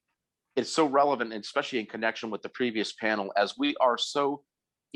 It's like so many things in life. It's the same thing that is so important to you, or that you can boast about how good, amazing you are in this area, can also be the same thing that can really be a pain, right, and a difficult thing. So in the blindness field, we've fought for decades, preserve specialized services. Let's have this special system developed because nobody else can do it better. And Lord knows if we're put in with all those other people, they're going to take our stuff away. All that I think is very true. And I don't want anybody to hear this presentation and say, wow, Mark doesn't support specialized services. But we have to recognize that when you do that, when you take that kind of approach, then that's exactly what you're talking about happens. We talk to ourselves and are not talking to those other people. And so we're kind of the chickens are kind of a little bit coming home to roost with that strategy, I think. Yeah, and even with our own sector, we haven't taken aging and vision loss seriously. Oh, that's true too. We really haven't. I mean, of course, we have the wonderful OIB program. I'm not saying we don't, but there hasn't been across the board consistent management of it and buy-in into it. We have Mississippi State University now with the OIB TAC, which has really helped, and I'm glad that they are there and they're making a difference. But on the whole, the field hasn't taken to heart the aging and vision loss That's right. needs. They really haven't. And so I agree with you. We have a lot of the onus on us as well, because we haven't taken that on and really looked at it. And yet older people with vision loss make up the bulk of the population. So it's another issue. So the Aging and Vision Loss National Coalition, which was briefly discussed by Lee Nasahi in our last panel, is the national initiative, the current national initiative that attempts to make programs and services for seniors with vision loss a priority in this country. What must happen, in your opinions, for this initiative to be successful? And what major policy changes do we need to consider? Other than just that $1 billion that we've been talking about all day. Oh, wow. Well, I think I mentioned that we had come up with a theory of change, which Lee led us through, which I think is really important for us to really look at. What do we want to change and how do we want to make it happen? And we looked at some of the things we already talked about in terms of the barriers that we have. But we also looked at what are the things, what can we do? What are the activities, what are the things that we can put in place to try to make that change. And I don't know how much Lee talked about it. Some of the actions that we talked about with that theory of change were awareness in terms of a national awareness campaign that we would develop. And I think we actually have a goal group that's working on that. And that awareness campaign would not only be to older people with vision loss, but also be engaging partnerships with eye care and other medical professionals and allied health care. So we're looking at that as a major strategy to try to get the word out that, services are there. You can, all those types of things. Another part of it is of course, the data and research. And every time we talk about needing more money for this program, we come right back around to the fact that we don't have the requisite data and research to be able to really say, well, if we do this, then this will occur. So again, we have a group in our coalition and that we're working on that aspect of it and what we can look at to do that would bring that information, not only from the statistics that we need to prove the point, but what to show, that the work really does matter, and evidence-based information and evidence-based research. And then we already talked really about access, but that's another part of what we really need to look at in terms of, for example, we talked about aging and how they don't really know much about us. Well, they don't even have a way to screen people who come into their programs to even know that they have vision loss. So we've been talking about doing something like that as well. And then, of course, there's the whole funding and policy piece, which I won't get into detail because I guess we'll be talking about that later on. But all of those things are part of our theory of change, that all of these things really have to happen all together. It's not just one thing. You have to have an integrated system and approach to really try to make a difference in trying to get aging and vision loss to the top of the food chain, so to speak, and get people paying attention to it, whether it be the public, whether it be the individual with vision loss, whether it be the professionals, because it's everybody. It's not just one sector. You have to have it all working together to be able to get people who need services to the table to get those services and understand that they're out there and what they can do for them. Mark, over to you. Thanks. So you queued up very nicely the work of our committee. Pris and I co-chair this thing called the Policy and Funding Committee, because if you're in the blindness community, you gotta, and you want to work together, you gotta have committees, because it's a requirement somewhere. And the more committees and subcommittees you have, I don't know, the more boxes of ramen noodles they send you for your birthday or something. I don't know what it is, but in any case, the AVLNC, the Aging and Vision Loss National Coalition, which, by the way, I'll just put an aside here. Thank you to our friend Lee Nasahi and our colleagues in Vision Serve Alliance, who really did grab the reins when they were handed off by the American Foundation for the Blind, grabbed those reins hard and well and competently, and had kept this effort going. So we, as part of that coalition, we've got 4 different committees. There's one that's focused on what Chris was just talking about, access to quality services and really getting into some of those issues. We've got a committee devoted to data and research, not only gathering it, but also translating it for various audiences and deploying data and research in effective ways as we help, develop a narrative for policymakers and influencers, so that the numbers are there to support our case.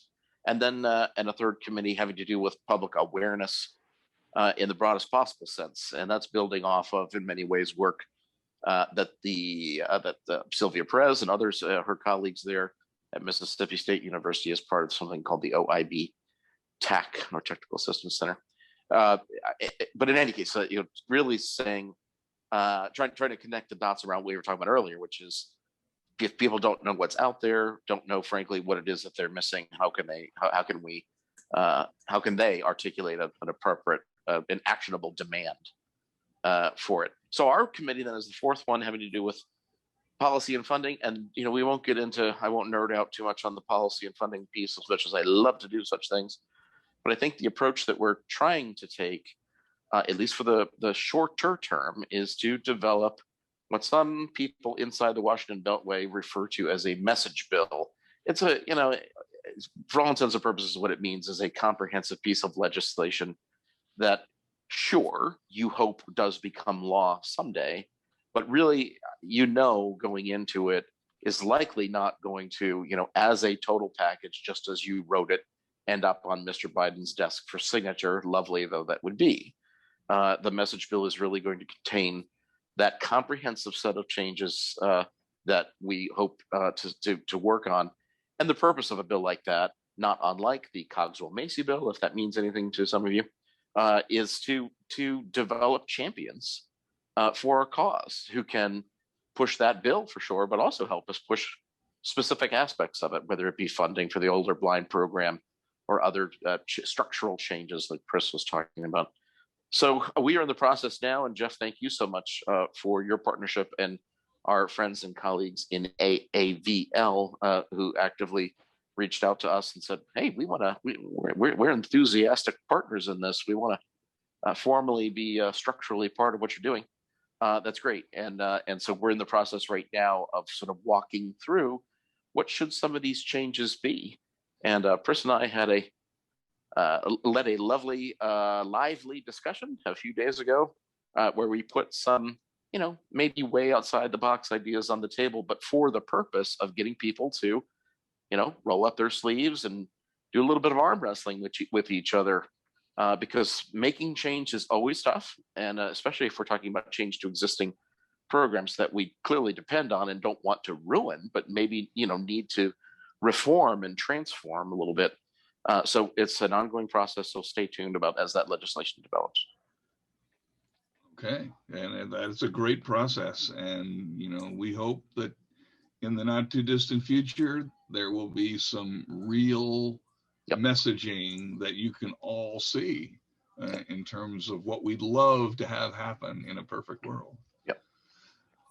So let me ask another question that gets a little more to my hat as the current president of the Alliance on Aging and Vision Loss. And by the way, although we've been doing a tremendous job in the last couple of years of increasing our membership by like 300% over the last 2.5 years or so. By rights, the Alliance on Aging and Vision Loss should be the biggest entity in ACB, because most of us, most people who are blind or who have significant vision loss are 50 years and older. Yep. So I encourage all of you to join our organization, become involved in some of our many projects and others that we just, the more members we have, the more projects we'll do. And that's a precursor to the next question. Often ACB members look at participating in advocacy efforts as a task that is so daunting, they just shy away from it. What role can ACB and the Alliance on Aging and Vision Loss, and specifically the grassroots members throughout the country, play in helping to achieve success for the Aging and Vision Loss National Coalition effort? Well, one of the things that we have been looking at and planning on setting up is an advocacy training program to train older people with vision loss, to really get out there and advocate for whatever it is we're going to come up with this bill. And we think that we've got a wonderful cadre of people who understand the issues and would be awesome in messaging. So that's one of the next things after we get this message bill completed, and what we want to say in that we're going to start working on is that whole advocacy toolkit and training and so forth. And interestingly enough, Jeff, we actually did something like that 20 years ago and involved you all. But of course that stuff is outdated, and we need to, and it was more self-advocacy oriented rather than this kind of advocacy, but still. But we think that would be awesome if y'all could get involved in that and help us out in pulling that off. Plus we're going to need champions, in every state to talk to people. And we haven't really developed state fact sheets. We haven't gotten that far yet, in our whole work, but all of that is yet to come in terms of us preparing and so forth. And I think the other thing is, from my perspective, is we're always talking about how we have to be at the table. If we're not at the table at the meetings where things are taking place, no matter what it happens to be, whether it's planning for transportation or whether it's planning, whatever it happens to be in a person's community, then we get forgotten. And so getting on those advisory councils, getting involved in all those things, and getting known, I think that's part of the whole thing. We can't hide behind a barrel. We have to be there at the table for people to know we exist and that we have needs. And so I see that's another part of it as well. So those are my ideas. Mark? I loved your allusion to that.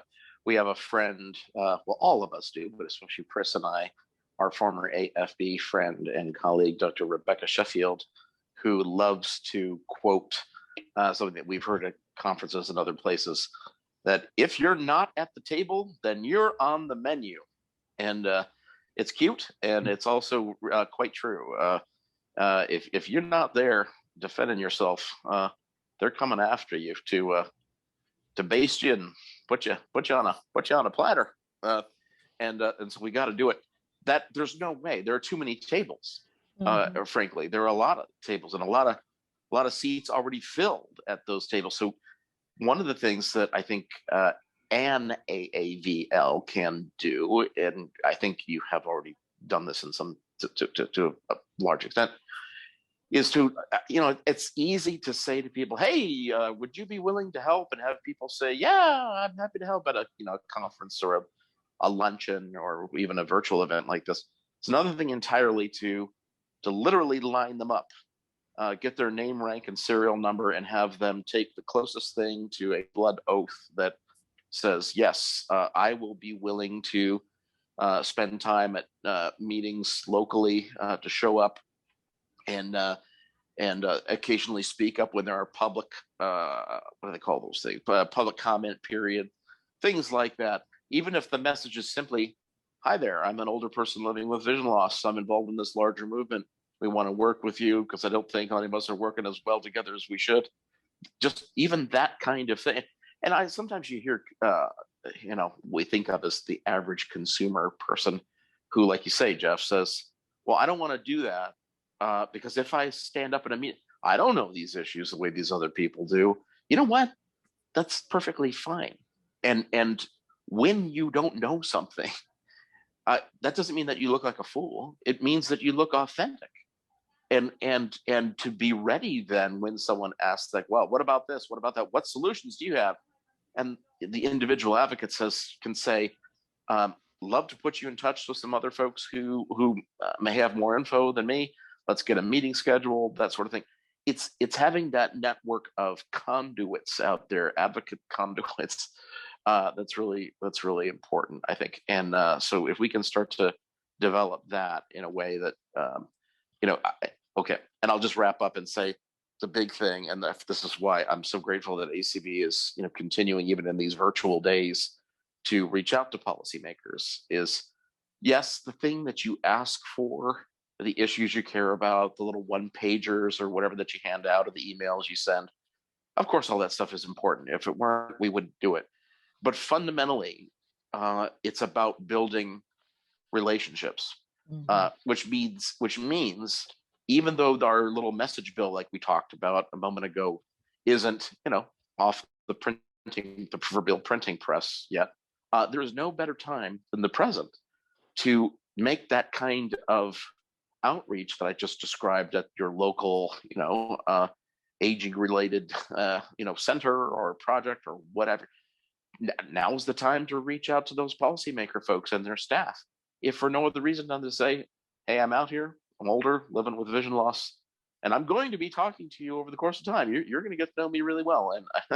And by the way, policymaker and staff, I may not have all the answers, but count on me to be your information pipeline, so that when you get questions, which you do all the time, policymaker, about folks who say I'm losing my vision, or I've got social security troubles, or I've got this or that, you want to put them in touch with somebody or a network who can address their specific vision related needs, count me in. It's that kind of stuff will be so critical for us, so that when we meet with them about the message bill or anything else we want to take, it's just another meeting of friends sitting down to talk about things, that we're not starting to build that relationship from scratch. In fact, Mark, do you think it would be a reasonable thing to do when we have these Hill visits and we are pitching our Medicare low vision aids bill, to just throw in a line or two about how really this is just the tip of the iceberg for the independence of seniors with vision loss? And we may be coming back with even more ingredients to complete the recipe, but this is a major step forward, something along those lines, to give them an idea that this is a continuing battle that we're trying to win. Amen. And I think first of all, everyone should do exactly what Clark Rockfall tells them to do about getting up there on with policymakers. But I would say I have always tried to make it a habit at some point during your 10 or 15 minutes of fame, that you get with these policymakers and their staff. At some point in that discussion, you essentially almost have to name drop issues, which is to say you come in there with your 3 priorities or whatever. That you absolutely need to do that. And you need to have in hand, what are the specific asks that we have of this office, whether it's co-sponsor this, join that letter, etc. That's of course. And then at some point, though, you're going to be sitting across the virtual table from somebody who, frankly, may not have as part of their portfolio the Medicare bill, the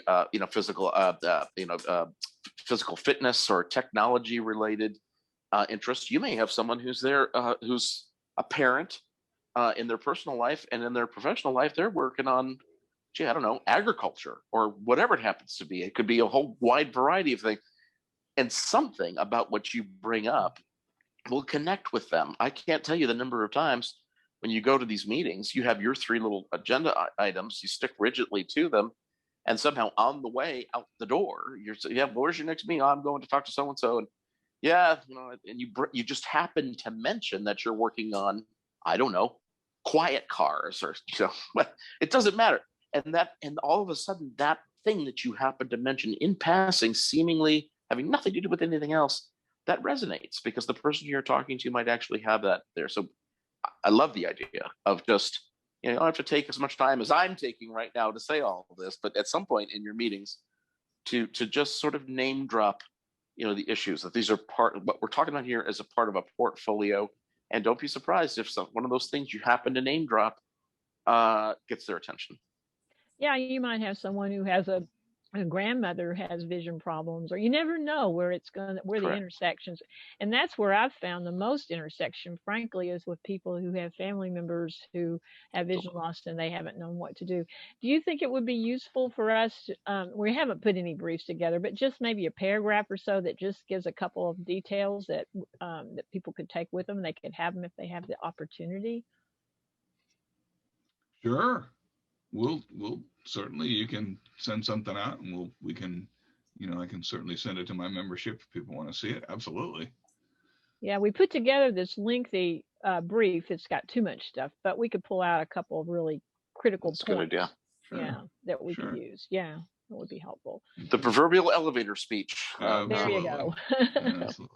Yeah. So let me ask our host, and I don't know who it is. The last one I heard was Larry, but I'm not sure if Larry's still our host or not. If we have any hands raised, or if you want to raise your hands now, go ahead, and we'll see if we have any questions. This is Lucy. I'm your host. Hey, Lucy. Hey. Hi, Jeff. Hi, Mark. Okay. Okay, we do have some raised hands. Great. Let's see. Oh my goodness. Yeah. Area code 50. I purposely left some time, so yeah. Let's go for it. Area code 508. You should be able to unmute. Hello. Hello. Hi, Jeff. This is your new friend, Jane Perry from Falmouth, Massachusetts on Cape Cod. And I want to make a little point, if I may. I'm going to do a little PSA for you people. If you were out there and haven't joined a Aging Alliance for Vision Loss, you better get on board right now, because Jane, you're my best friend. I want to tell you, I am a young 65-year-old person next month, and I have met so many new friends. I have learned so much.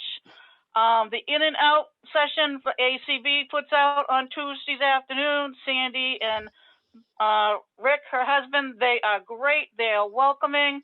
You are welcoming. And Teresa Patch, she does vision abilities. So if you want to be part of the organization, please join. The other thing too is, for someone that used to lobby intensively with the Business and Professional Women's Organization, and now have just rejoined my local ACB chapter in Massachusetts, and I hope they're listening. And I want to know that they're gonna be hearing from this bad penny down here in Cape Cod. my dad, who was my mentor and did lobbying for the Southwestern Manufactured Homeowners in Florida, he told me, Jane, if you want to be part of the solution, you got to be part of the problem. And no question is foolish, because what you might ask might tip somebody else that you go with you. And also, don't be afraid to keep asking the questions. Don't be afraid to come back. And I really, really think I came in the middle of this one because I was on the other track. But thank you so much for allowing me to speak to you. And Jeff, you'll be hearing from me. Bye-bye. Thank you, Jane. Always good to hear from Jane. Next. Okay, Karen, you should be able to unmute.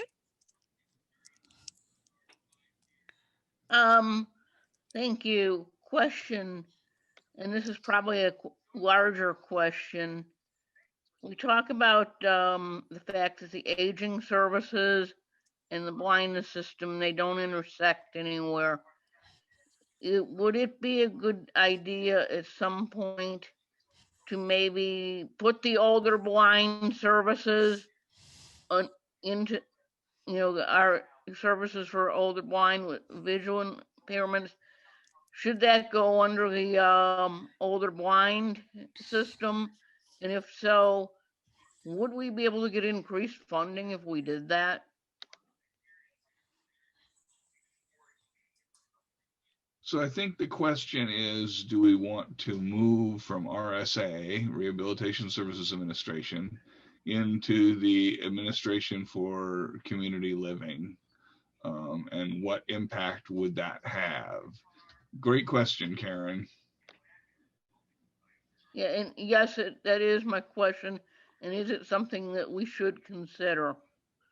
So the short, thank you so much, Karen. As always, you've got your finger on the pulse, and one of the hot. Okay, let's cut to the chase. And what are we really talking about here? Get down to brass tacks. So good for you. I think the short answer is, should we consider it? Yes, but not because the Administration for Community Living is so wonderful, but because, to put it frankly. But because we should be considering any and all options that seem reasonable, doable, politically viable, et cetera, that will amp up the visibility, the structural, pecking order thing, whatever, of our older blind program. I mean, we need to do a lot more than just the OIB program, and we're gonna. Principally among them dealing with changes to the Older Americans Act, among other things. But for sure, we got to touch the OIB program and find a way to make it even better and put one heck of a spotlight on it.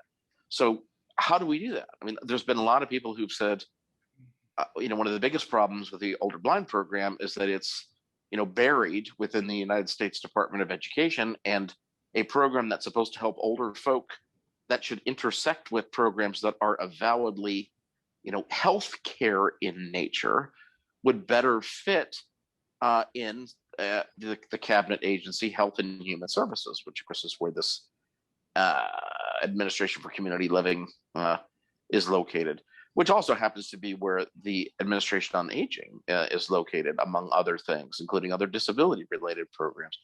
The flip side of that, of course, is if that's where all that other stuff is, if we go there, are we just going to get gobbled up by the bigger fish?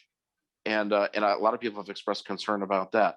So maybe another approach is to say, gee, maybe it's not moving this function to ACL and over to Health and Human Services, but really putting some extra spices onto the OIB program and raise its profile by structurally moving it up in that Department of Education food chain, right? We don't have a comparable leader, if you will, to the older blind program as we have for vocational rehabilitation, where the head of that, bureaucratically speaking, is this presidentially appointed, Senate confirmed RSA commissioner. We don't have someone who is an appointed head, like is the case for the Office of Special Ed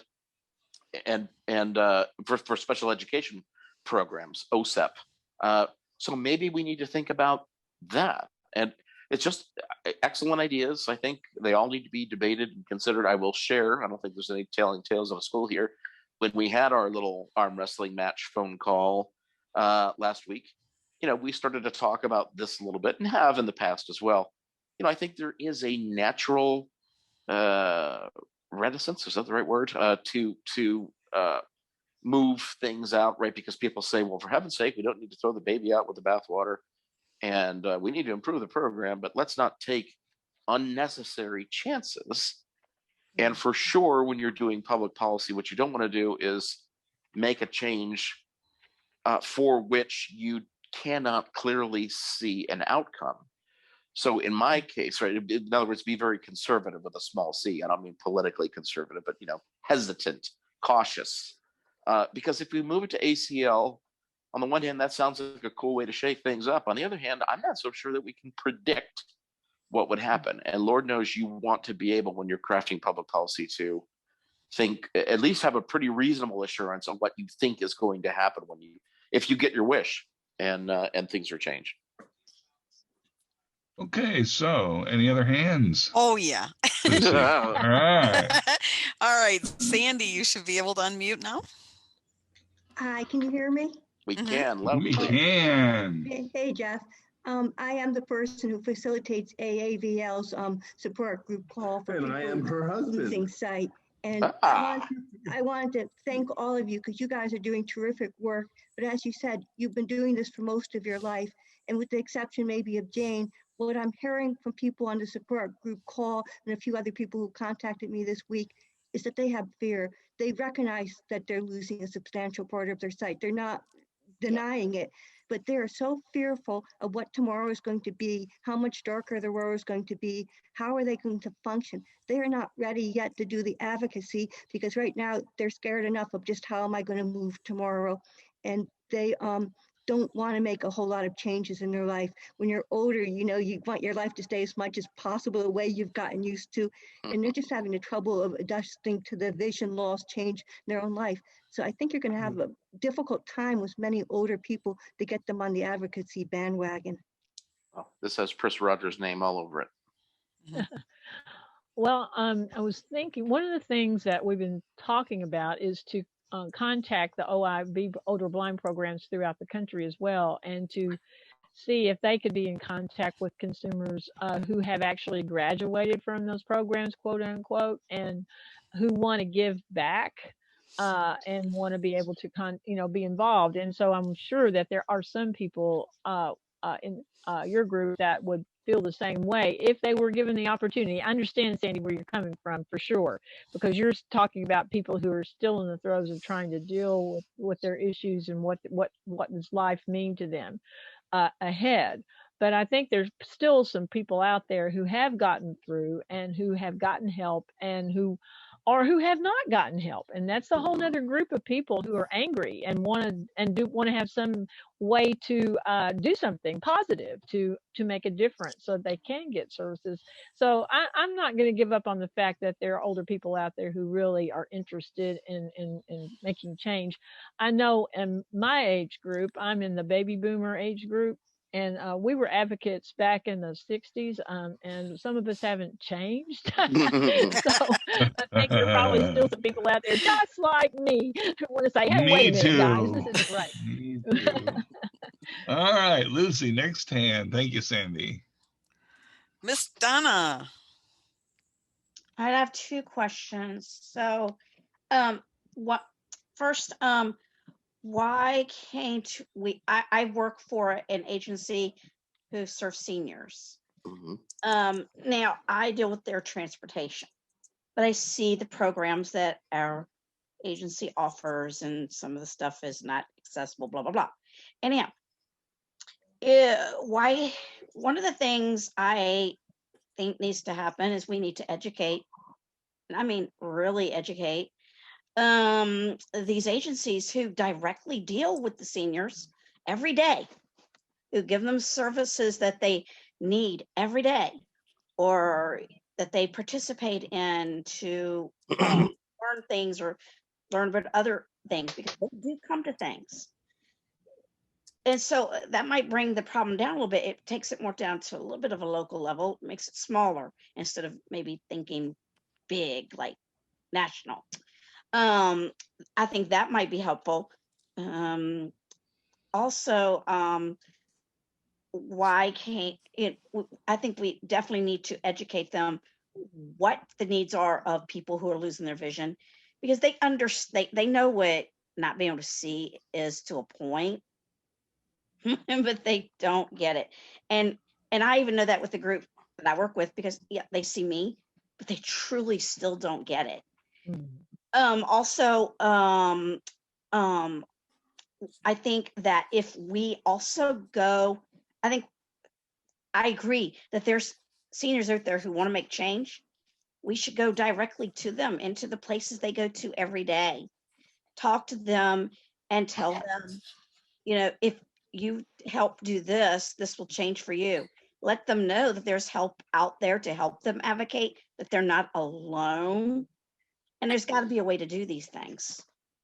So Donna, one of the things that the Alliance on Aging and Vision Loss is doing that will indirectly get, I think, to your point, excuse me, is that we are trying to, and we're just going to begin to roll it out pretty soon on a limited basis, and then do more broadly. We're trying to do surveys with directors of area agencies on aging. Now, these are the entities throughout the country, many are public and others are quasi-public, that actually fund all of the Older Americans Act programs. They don't provide the services in most cases, but they fund them.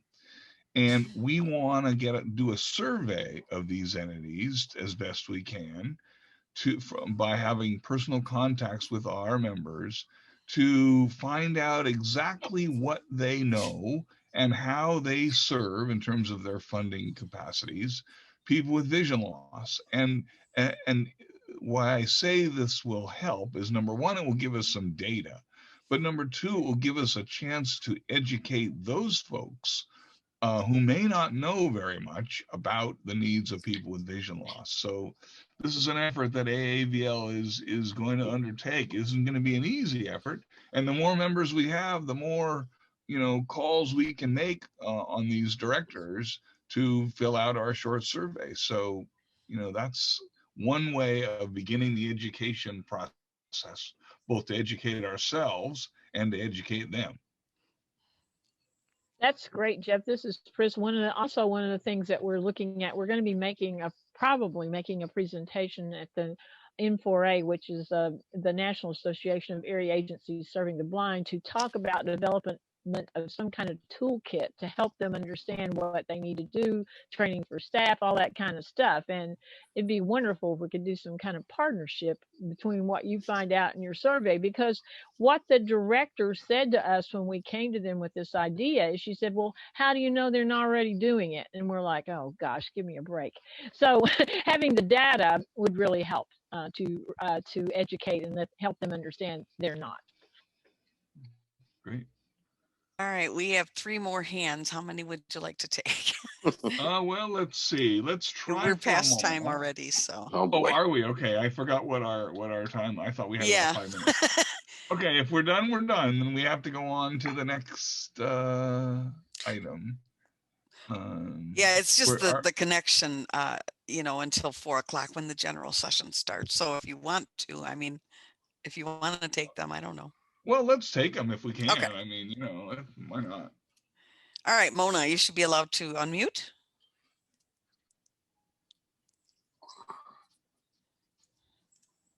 Okay. There you go. Just a quick comment as we approach the people that we're going to be talking to about aging people. One of the things I think we need to make very, very noticeable is that it's much more economical to extend the bus route so that those with vision problems can get to town to do what they need to do than it is to support them in a living situation.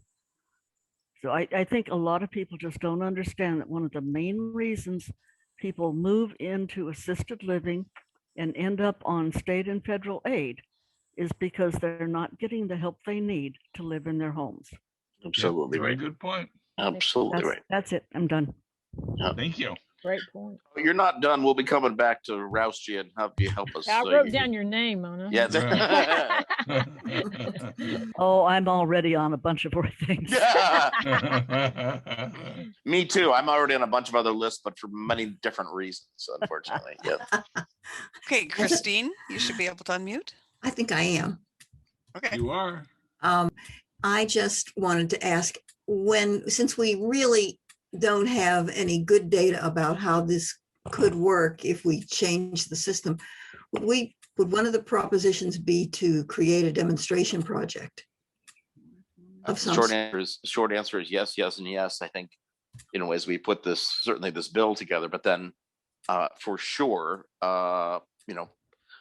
prosecuting, pushing for shorter term things that the Congress can do right now, instead of having to carry this ginormous piece of legislation we just put before them. Absolutely. And not unlike what ACB is pushing now about Medicare demo. Right. Correct. Okay. And our final hand, I think. Okay, Cassandra, you should be able to unmute. Right. There you go. Hi, good afternoon. First of all, I think this is a great thing, and I was kind of chuckling because someone told we're me happy if we could make you chuckle. Well, because about the time that I said, if you're not at the table, your food on the table. So one of you said that, and I was just thinking it. And so I just thought that was amusing. I'm like, I need you to be at my head right now. Because I said it about the time you did. But my question is, I was listening, and my question is this. So we have AER and all these different places who have different people who are in charge or is the main focus. So if we could take the older population along with the healthcare piece of this and make it its own entity, as they do with the babies and the vocational and all that part of it. Couldn't we if we did that, wouldn't that put us in our own little hub so that we can get the services that we need in order to serve the older population? Well, I'll answer from the federal policy perspective, but I expect, Chris, as we kind of close out here, you might have some other thoughts too. So first of all, awesome questions from everybody. It's just we do so many of these breakouts, and they're all fine. But you guys, this is a special group of attendees here. Very cool. So we're certainly considering structural things to put in place, like an office on aging, vision loss, and communications or something. Whatever. We don't have to worry about that. But something like that, some structural thing where there is, this is where one can go. And it's a big debate, because it's once you set up something like that, the question is, how many humans are you really talking about staffing it? Therefore, how much money? Which agency does it go in? Who's responsible for it? There are these things that are called interagency committees that do various things. The truth is, some of those interagency committees, they look like hubs, but the truth is they're not. They're not necessarily all that effective. Some of them are, some of them aren't. So, but the short answer is for sure, and you're exactly right. Your instinct is absolutely right to have some kind of a clearinghouse, one-stop shop type of approach in the policy world to cobble things together. Chris? Yeah, I don't really have anything more to add to that, but we certainly have been looking at that very need in coming up with an office or something that would make sure that there's no wrong door, so to speak, as they have in the aging community. That would be our concept, is to make sure that people get access to services however they enter. And so that's important that we do that. Well, I want to thank everybody for participating, both my panelists, Pris Rogers and Mark Reichert. I want to thank Lucy Edmonds for being our hostess with the mostest and all of that. And finally, all of you who asked questions and who listened, this is just an enormous topic and one of such importance that I really appreciate all of you for your interest. So with that, have a wonderful rest of your day.